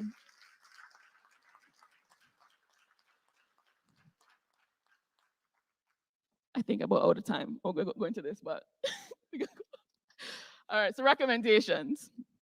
Just really quickly. So far from the research, the things that jump out to me the most: education for Caymanians. The reform that matters is the reform that places Caymanians at the center of the picture. Our education system needs to move away from the assembly line approach of education where we're just manufacturing employees and move to create a world-class education system that create problem solvers, not only for our community, but for the world over.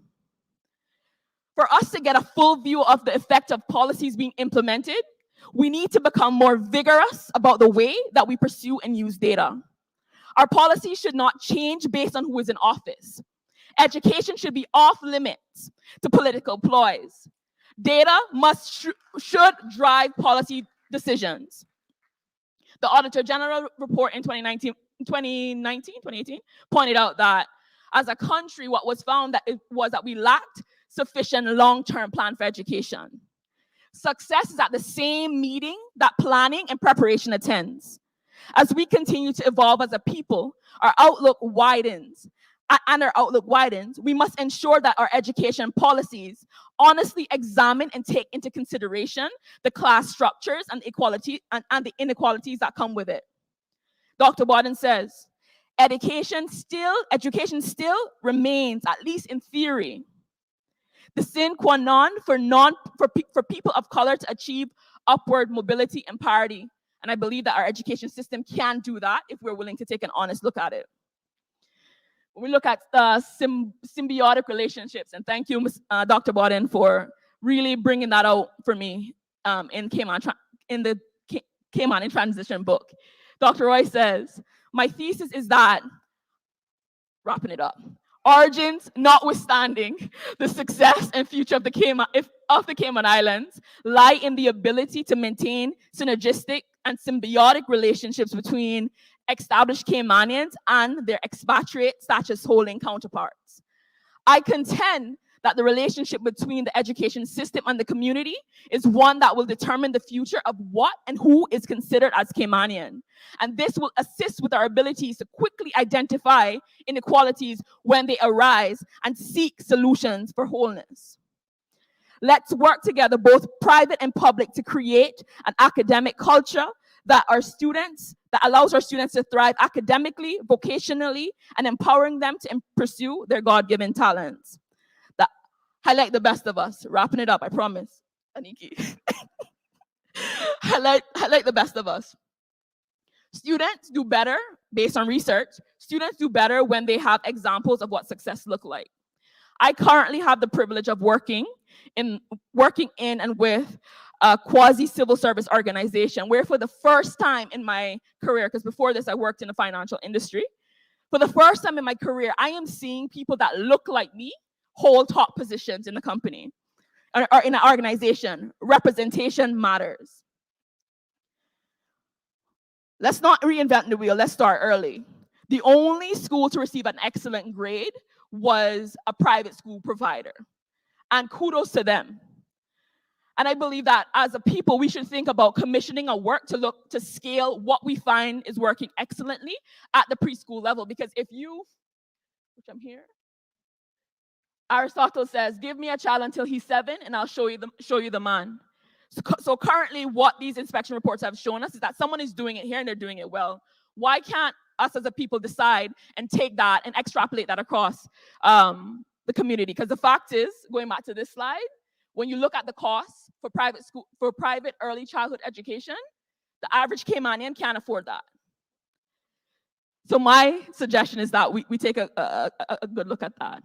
And finally, the goal of these findings and suggestions is not to create a wider chasm between the haves and the have-nots, or a rift between those who can or who cannot afford private school education. The goal of this examination is to truly examine what it would mean to have a symbiotic relationship that is mutually beneficial to all parties involved. I want to critically examine how policy can be better informed by data around the societal and cultural factors which research has shown to promote social inequalities. One of my favorite rappers, Wretch32, recently said in a tweet, us adults, every time we point the finger, we're missing the point. It takes a village to raise a child. Be conscious of the part you play in that village. In our country, our people are the largest natural resource, and it is imperative that the future of our youth be the forefront of our minds. Burying our head in the sand when it comes to inequalities that exist in our society can only yield negative impacts for our future. More Caymanians battling addiction and incarceration. Now is the time for us to get serious about research that will positively impact generations to come. Thank you.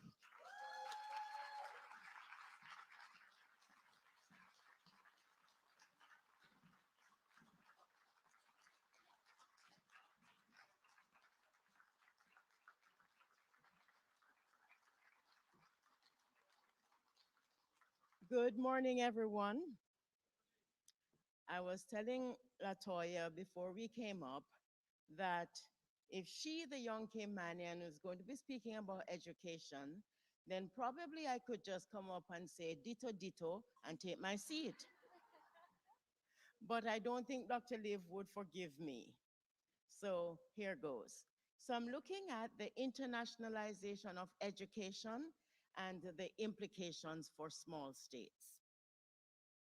Believe it or not, I share similarities with Mr. Bodden. You may not guess at first glance, but it is true. And it is on one of these similarities that I will anchor this presentation. We both attended the MICO Teacher Training College in Jamaica, which shaped us as educators. I guess that's where the similarity ends. My lexicon is not as expansive. I never served, and I dare say I will not serve, as a government minister with responsibility for education, principal, nor president of UCCI. I remember one conversation we had in the hallways of the B block when Mr. Bodden was teaching Caymanian history. And he told me that when he was a principal, he thought to himself that it would be a good thing to become a politician because then he would be able to influence and implement policies to ensure the growth and development of Caymanian students. Alas, he had a rude awakening. You can read about all of that in From Guardhouse to the Glass House. Okay. So, slideshow, please. So now, many years later, as Latoya just pointed out to you, we as a society still grapple with some of the issues that prevent students from reaching their full potential and compare positively with their international counterparts. True, there have been strides, especially in secondary education, but there are still struggles. So the theme of this symposium is timely, and the placement of it at this juncture in our history is also timely. In Jamaica, as in many small states, the struggle in secondary education rests in the dichotomy between grammar schools on the one hand and technical vocational institutions on the other hand, between what girls study and what boys study, and between what the rich study and what the poor study. This duality started from the pre-emancipation era. In Cayman, as Latoya pointed out, I told you I could say ditto. The divide is between government and private schools. The vast majority of private schools are owned by churches. So again, that's another aspect of the difference with the education system here in Cayman. In 2018, Mockenfuss pointed out that 40% of Cayman's children attend the private schools that are here. Here is another aspect of the duality.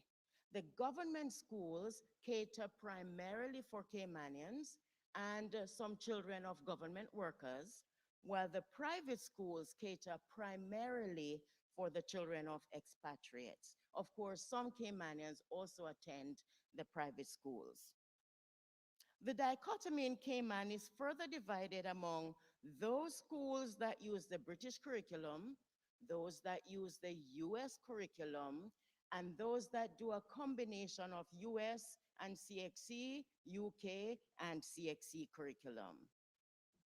Additionally, as happened in the past when Mr. Bodden went off to Michael, in current society, after finishing secondary school, graduates go off to Canada, the UK, and the US.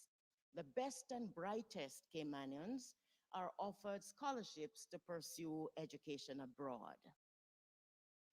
Bodden in 2007 asserts that from 1970, ICCI, quote, sought to prepare Caymanians for the changing world, though there were cultural imperialists who argued that an American tertiary education was inferior to the one gained in UK universities.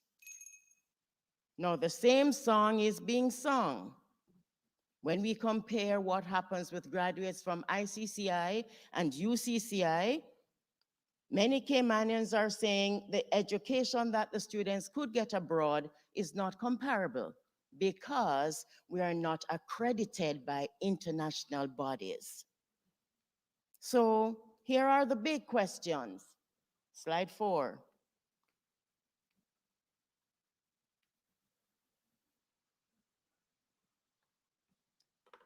How are our students being prepared to take on or to attend international universities?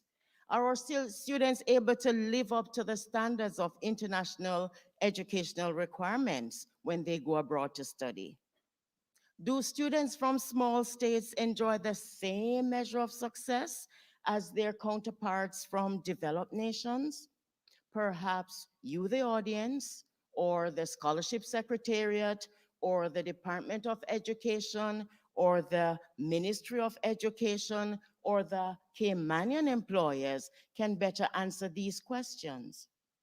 In fact, I want to suggest that Cayman, though due to size and population may be considered as a small state, it is not your typical small state. With small states, the political, the economic, the demographical data, the location, the high costs of goods and services, yes, Cayman qualify there, the lack of power in international relationships, the subjugation to international institutions and conditionalities, the susceptibility to the vagaries of natural disaster mark small states. Small states have to dance through the minefield as they try to create education systems that are suitable for their citizens while ensuring that their graduates can transfer to international institutions and secure jobs in the global marketplace. Notwithstanding that, education plays a seminal role in nation building through the transmission of attitudes, values, skills, and sensibilities, thus facilitating enculturation and socialization. Invariably, in small societies, curricula are designed to ensure that students acquire knowledge that is applicable to various local contexts while maintaining the status quo and preserving society's interests, values, and mores. However, because of the demands of globalization, small states have had to adapt or adopt and implement foreign curricula, negating the national needs because they want to ensure transferability of credentials and they want to court multinational corporations to establish businesses in their countries. In fact, in many cases, education systems are dictated by international money lending agencies like the World Bank and IMF. You can ask Jamaica about that, and multinational corporations. This brings us to the whole issue of globalization. So, globalization is that system which insists that everything is borderless, interconnected, interdependent, and education systems and certification must be fashioned to ensure acceptance internationally. It demands graduates to be flexible, adaptable, intelligent, technologically competent. They have to have comparable qualifications. They have to have diverse skills and abilities. They have to have initiatives. They have to be interested in continuing education and lifelong learning. In addition, we have international agencies which are adherents to the gospel of globalization. And so they too help to dictate what happens with schools and universities as they are classified and they are ranked with different league tables. And many schools and universities do not want to be weighed in the balance and found wanting. So how does Cayman measure up? In 2007, Bodden predicted that it would, quote, take time for the positive effects of education and globalization to become obvious in the Cayman Islands. Are we there yet? In 2018, an editorial in the Cayman Compass pointed out that there are challenges, and compared to the UK, there are gaps in the education system of Caymanians. In 2020, James Whitaker, I'm quoting from an article, as Cayman continues to develop its modern knowledge-based economy, concern is growing that some are being left behind. That was during COVID last year. Last year also, the Minister of Education in the Successful Schools and Achieving Students 2 document, which was to lead the evaluation of schools, pointed out that a world-class education system is an essential component of economic growth in any nation. Peter Carpenter, who was then the director of the Office of Education Standards, also spoke to what it was that they were looking for. Notice best international educational practice. Throughout the document, we have terms that speak constantly: international good practice, international standards, performance standards are all aligned to international standards. And as Latoya pointed out to us earlier, sorry, oops. As Latoya pointed out to us earlier, we know that not all the schools have passed their inspection. In fact, many are judged as weak, as she showed you. Performance for the majority have been satisfactory, and a few are judged as good. As she told you, only one school got the excellent stamp of approval, which attests to the standards being above international standards. So, in conclusion, I ask you, how does Cayman measure up as a small state striving to meet international performance standards? Thank you.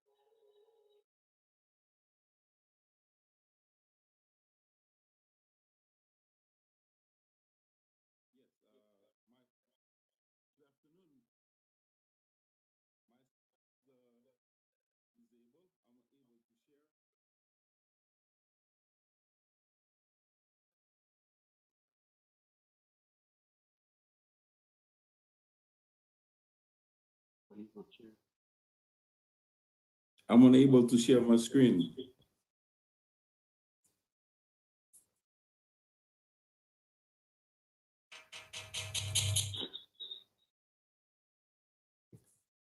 Good afternoon, everyone. While they're working on disable my screen,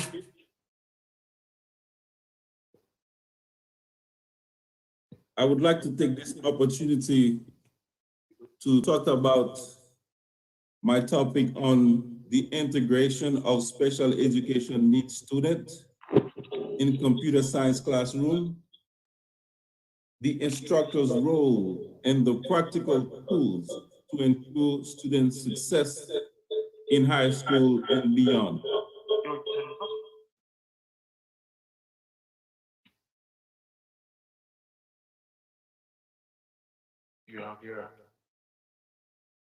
Is my presentation on the screen?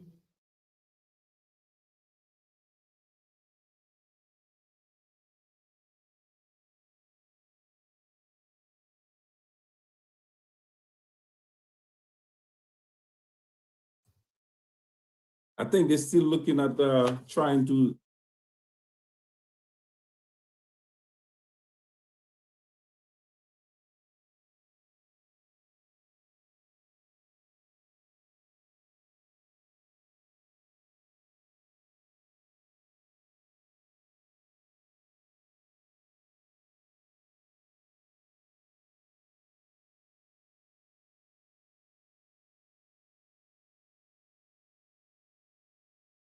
I would like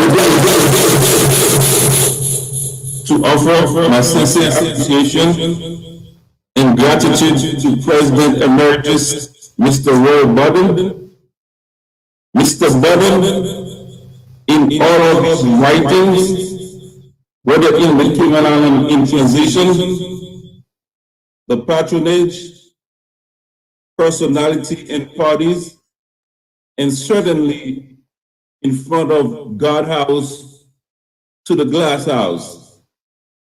He speaks to the need for education to be a tool to achieve equality.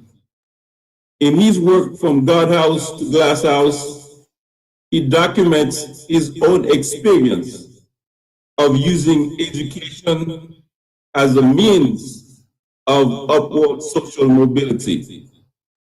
As president of the University College of the Cayman Islands, he made it a duty to find ways to assist the vulnerable achieve their goal.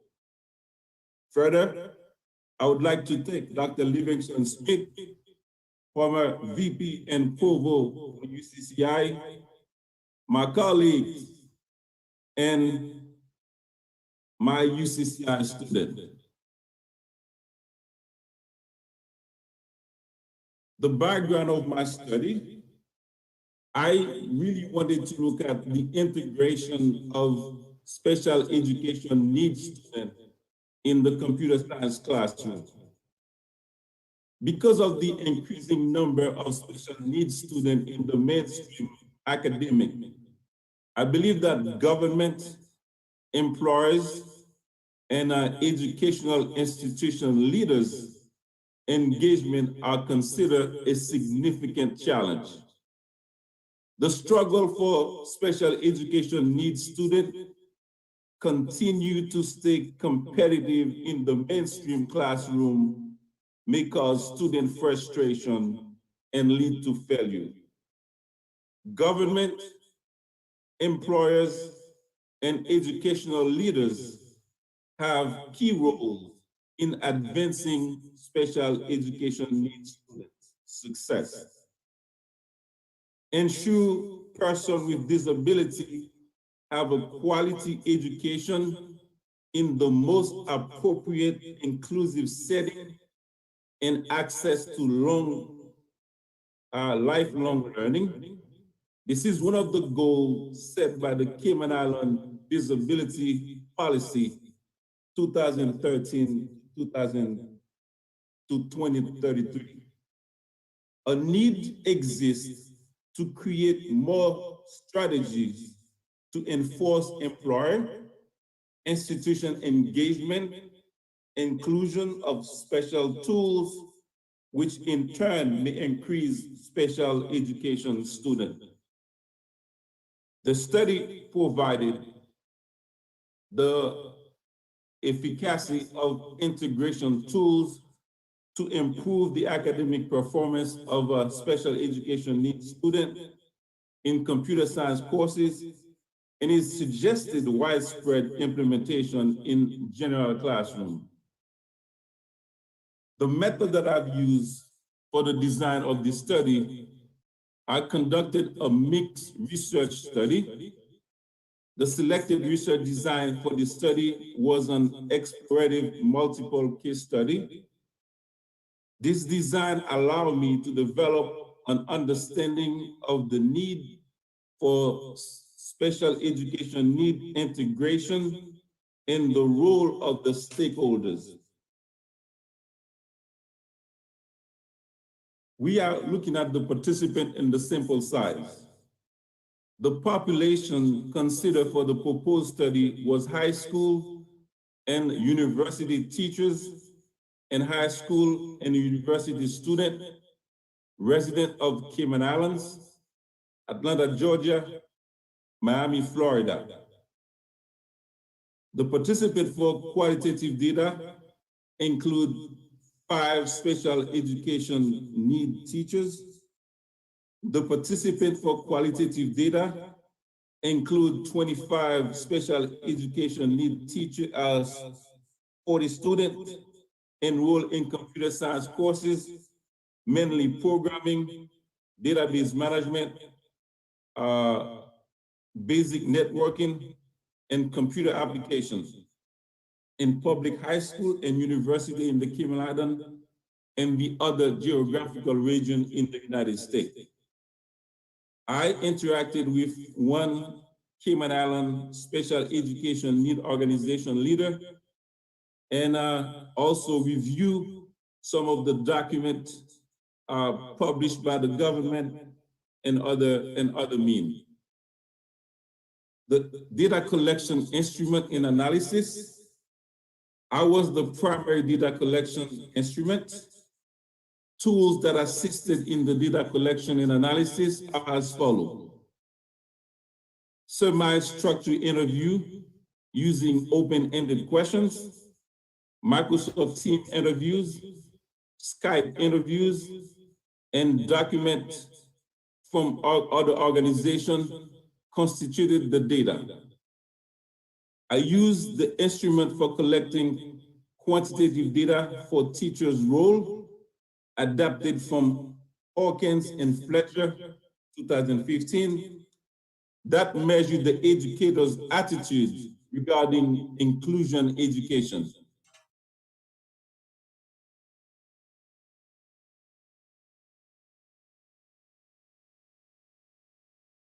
I have been asked to start my video at this point, trying to share my screen again.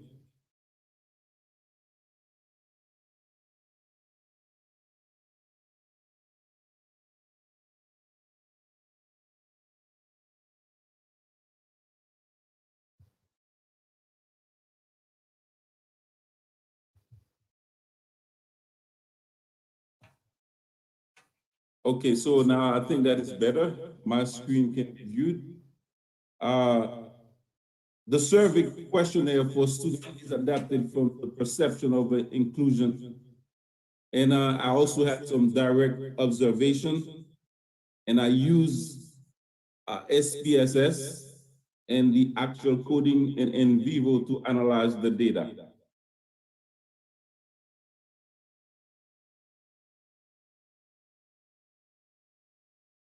For the ethical aspect of the research, it was understood that the participants were informed about the objective of the study and the educational use of their data. They were ensured that they will be remain anonymous and they can withdraw from the study at any time at their convenience. The researcher also agreed to share the finding of this research with the participant. All the data is secured in a cabinet storage and will be kept for 5 years before they can be destroyed.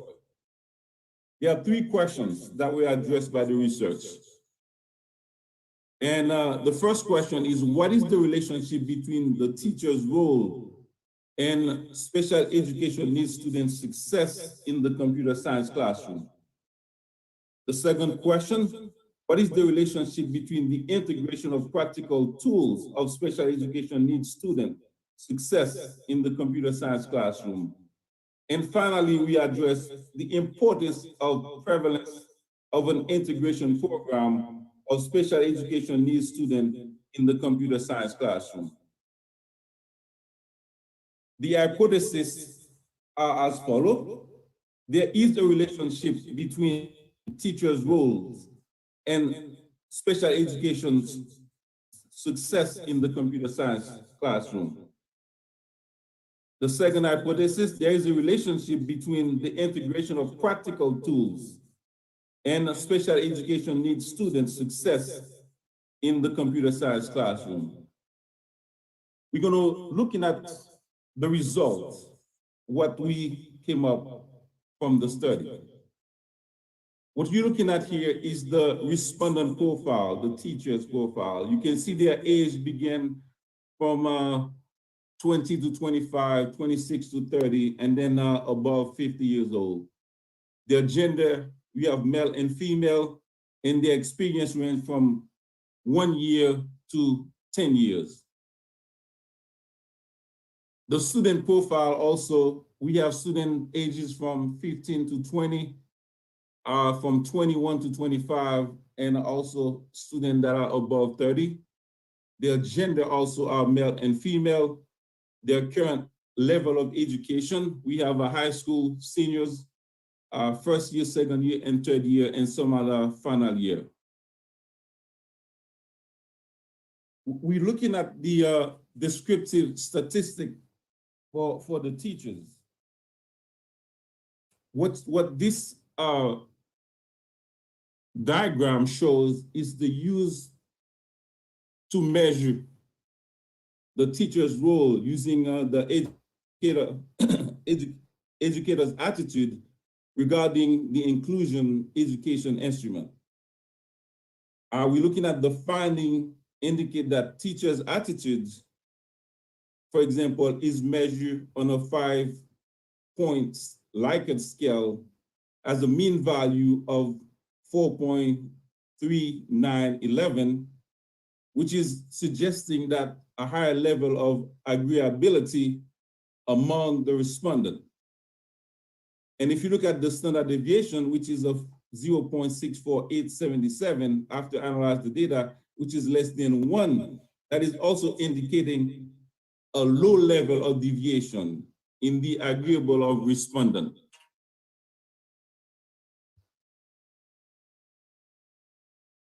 The current slide, we show the descriptive statistic for measuring integration tools for special education needs students using the perception of inclusion questionnaire. The table summarizes the mean value of special education needs student of inclusion. We're looking at emotional inclusion, social inclusion, academic inclusion, and their current GPA of all special education needs students. The variables are measured on a 5-point Likert scale, and due to which these values suggest that correspondents have a high level of agreeability regarding their inclusion levels. The value of the standard deviation of 0.6454 to 0.72917 and 0.69427, which is lower than 1, suggests a low level of variation, value of agreeability in respondent. The mean value for the current GPA of special education needs student is 3.075. In computer courses, and the special education needs student is 0.2069, suggests a lower level of student with GPA in deviation from the average. The next slide shows the reliability analysis educators. And the table summarizes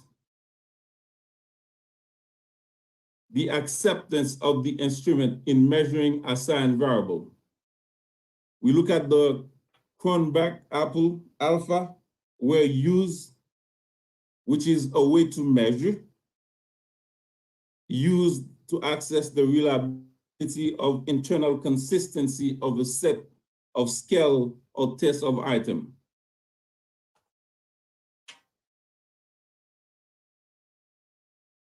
At this point, we are looking at the research questions. The first research question identified the relationship between the teacher's role and the special education student success in the computer science classroom, and also looking at the alternative and null hypothesis to address this research question. They were tested using the Pearson correlation. The hypothesis for addressing the first research question are as follows. We look at there is a relationship between the teacher's role and special education needs student success in computer science. There is no relationship between teacher's role and special education student success in the computer science classroom. The table presented here in front of you showed the analysis of the first question using the Pearson correlation to find how strong a relationship is between the data. The formula returned a value between -1 and +1, where -1 indicates a strong positive relationship. +1 indicates, a strong positive relationship, and -1 indicate a strong negative relationship. And the result of 0 indicates no relationship at all. A p-value is the probability that the null hypothesis is true. But if you're looking at the p-value here, we have a value that is less than 0.05, means there's only 5% that the result is true. In this case here, the alternative null hypothesis is rejected from the study based on the Pearson correlation of this table.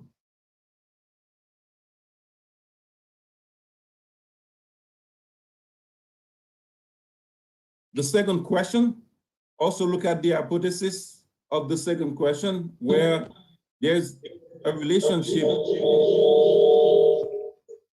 between the integration of practical tools of the special education needs students' success in the computer science classroom. And the alternative, there's no relationship between the integration of special tools of special needs students in computer science. That hypothesis was rejected. Based on the analysis table, we concluded that we have identified the relationship between the inclusion of practical tools and special education needs students' success in computer science classroom. Pearson correlation is used to examine the alternative null hypothesis. The finding further indicate a p-value of 0.00 and the R value equal to 0.0780 that you look at under the student GPA. And for emotional inclusion, the variable for social inclusion and student GPA and with the R value indicate positive association between these variables. The academic inclusion and student GPA indicate the p-value of 0.0 with a 0.69 as the R value suggested a significant positive association. Therefore, these findings lead to accepting and reject the second hypothesis. Third, the finding indicate the integration plays a prominent role in increasing self-esteem and social support of special education students. The implementation and integration of tools help students effectively communicate with their peers and teachers and remain highly motivated during their learning process. The integration tools in the academic institution make special education students perceive higher institutional support to help them address their learning. These findings are also supported by several writers that provide evidence regarding the direct association between integration tools and special education needs student perception of academic institution support for education.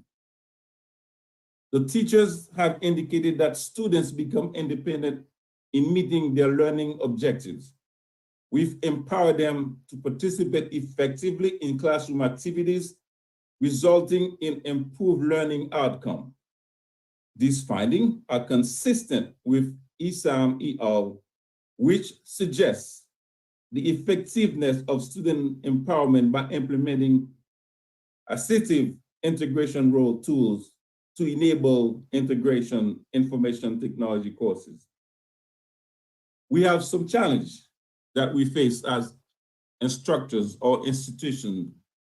Teachers lack professional training to accommodate special education needs students in the classroom. One thing we're finding out, we have students in our classroom with special needs.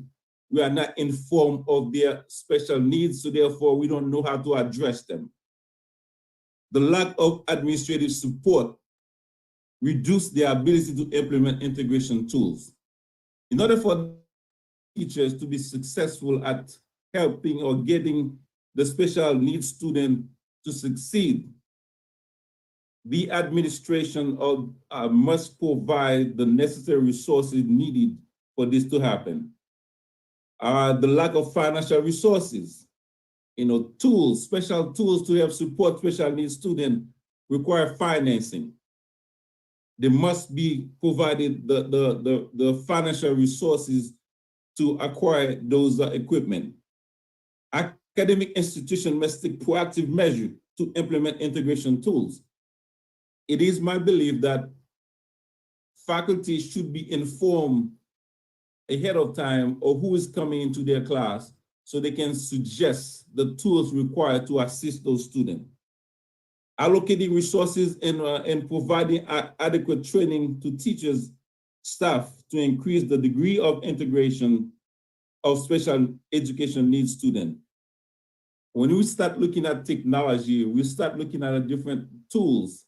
Some teachers will require training, so therefore the academic institution must provide those training, those technical training that are required for them. The findings from the study of NISHAM 2018 support the notion as lack of institutional support and financial resources are a significant hindrance of special education needs students at some institutions. And I think a lot of us probably could testify to that. Therefore, academic institutions should implement inclusive education policies while allocating adequate resources to ensure their effectiveness. The government official and education leaders should also ensure that teachers' training program include curriculum for special education needs students to present graduating teachers with the necessary skills to implement inclusive education practice. It is apparent that if a curriculum is designed for regular students, and if we integrate special education needs students there, therefore we have to revamp that curriculum to ensure that it meets their needs and their satisfaction. Allocate resources to train teachers, staff, and empower them to take proactive measures to identify student learning needs. Be non-resistant to the inclusion education in computer science courses in school and university, which require the implementation of integration tools to integrate students. Provide financial resources and also provide incentive to industry partners to recruit qualified special education needs students. These are some of the tools that we have used. Pairing special student need with non-special education in group. Allocate resources to train them.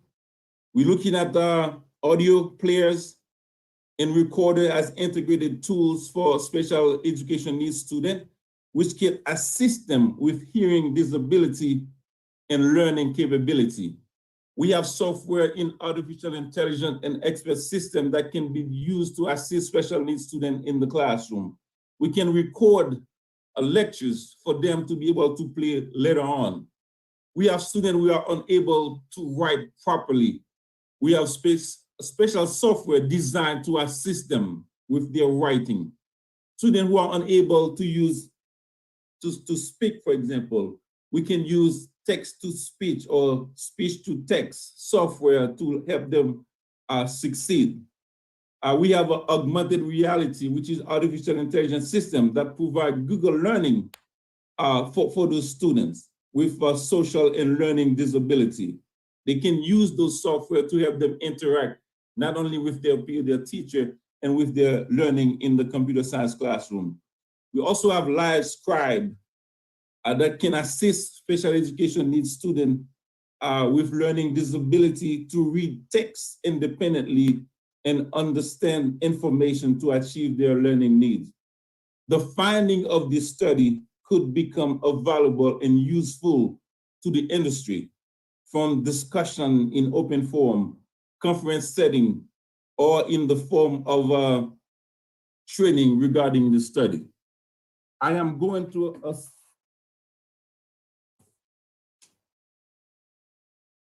I want to try to quote what Latoya Francis said earlier when she speak about education should not change based on who is in office. Data should be the driving force when it comes to changes in education. As educators, I think we have to take an honest look at special education needs students in the Cayman Islands and act accordingly to ensure that they are provided with the proper training and the right tools to succeed. We must monitor the academic services provided by institutions to special education needs students.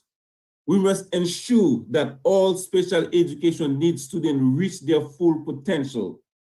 And we must do all, and we all must do our best to ensure their success. I, as an instructor, struggle with the idea of having special needs students in my class and not in a position to fully assist them. Even though you're giving them additional time, office hours, you sit with them, there's a missing link. The missing link is the practical tools that we need to help them succeed.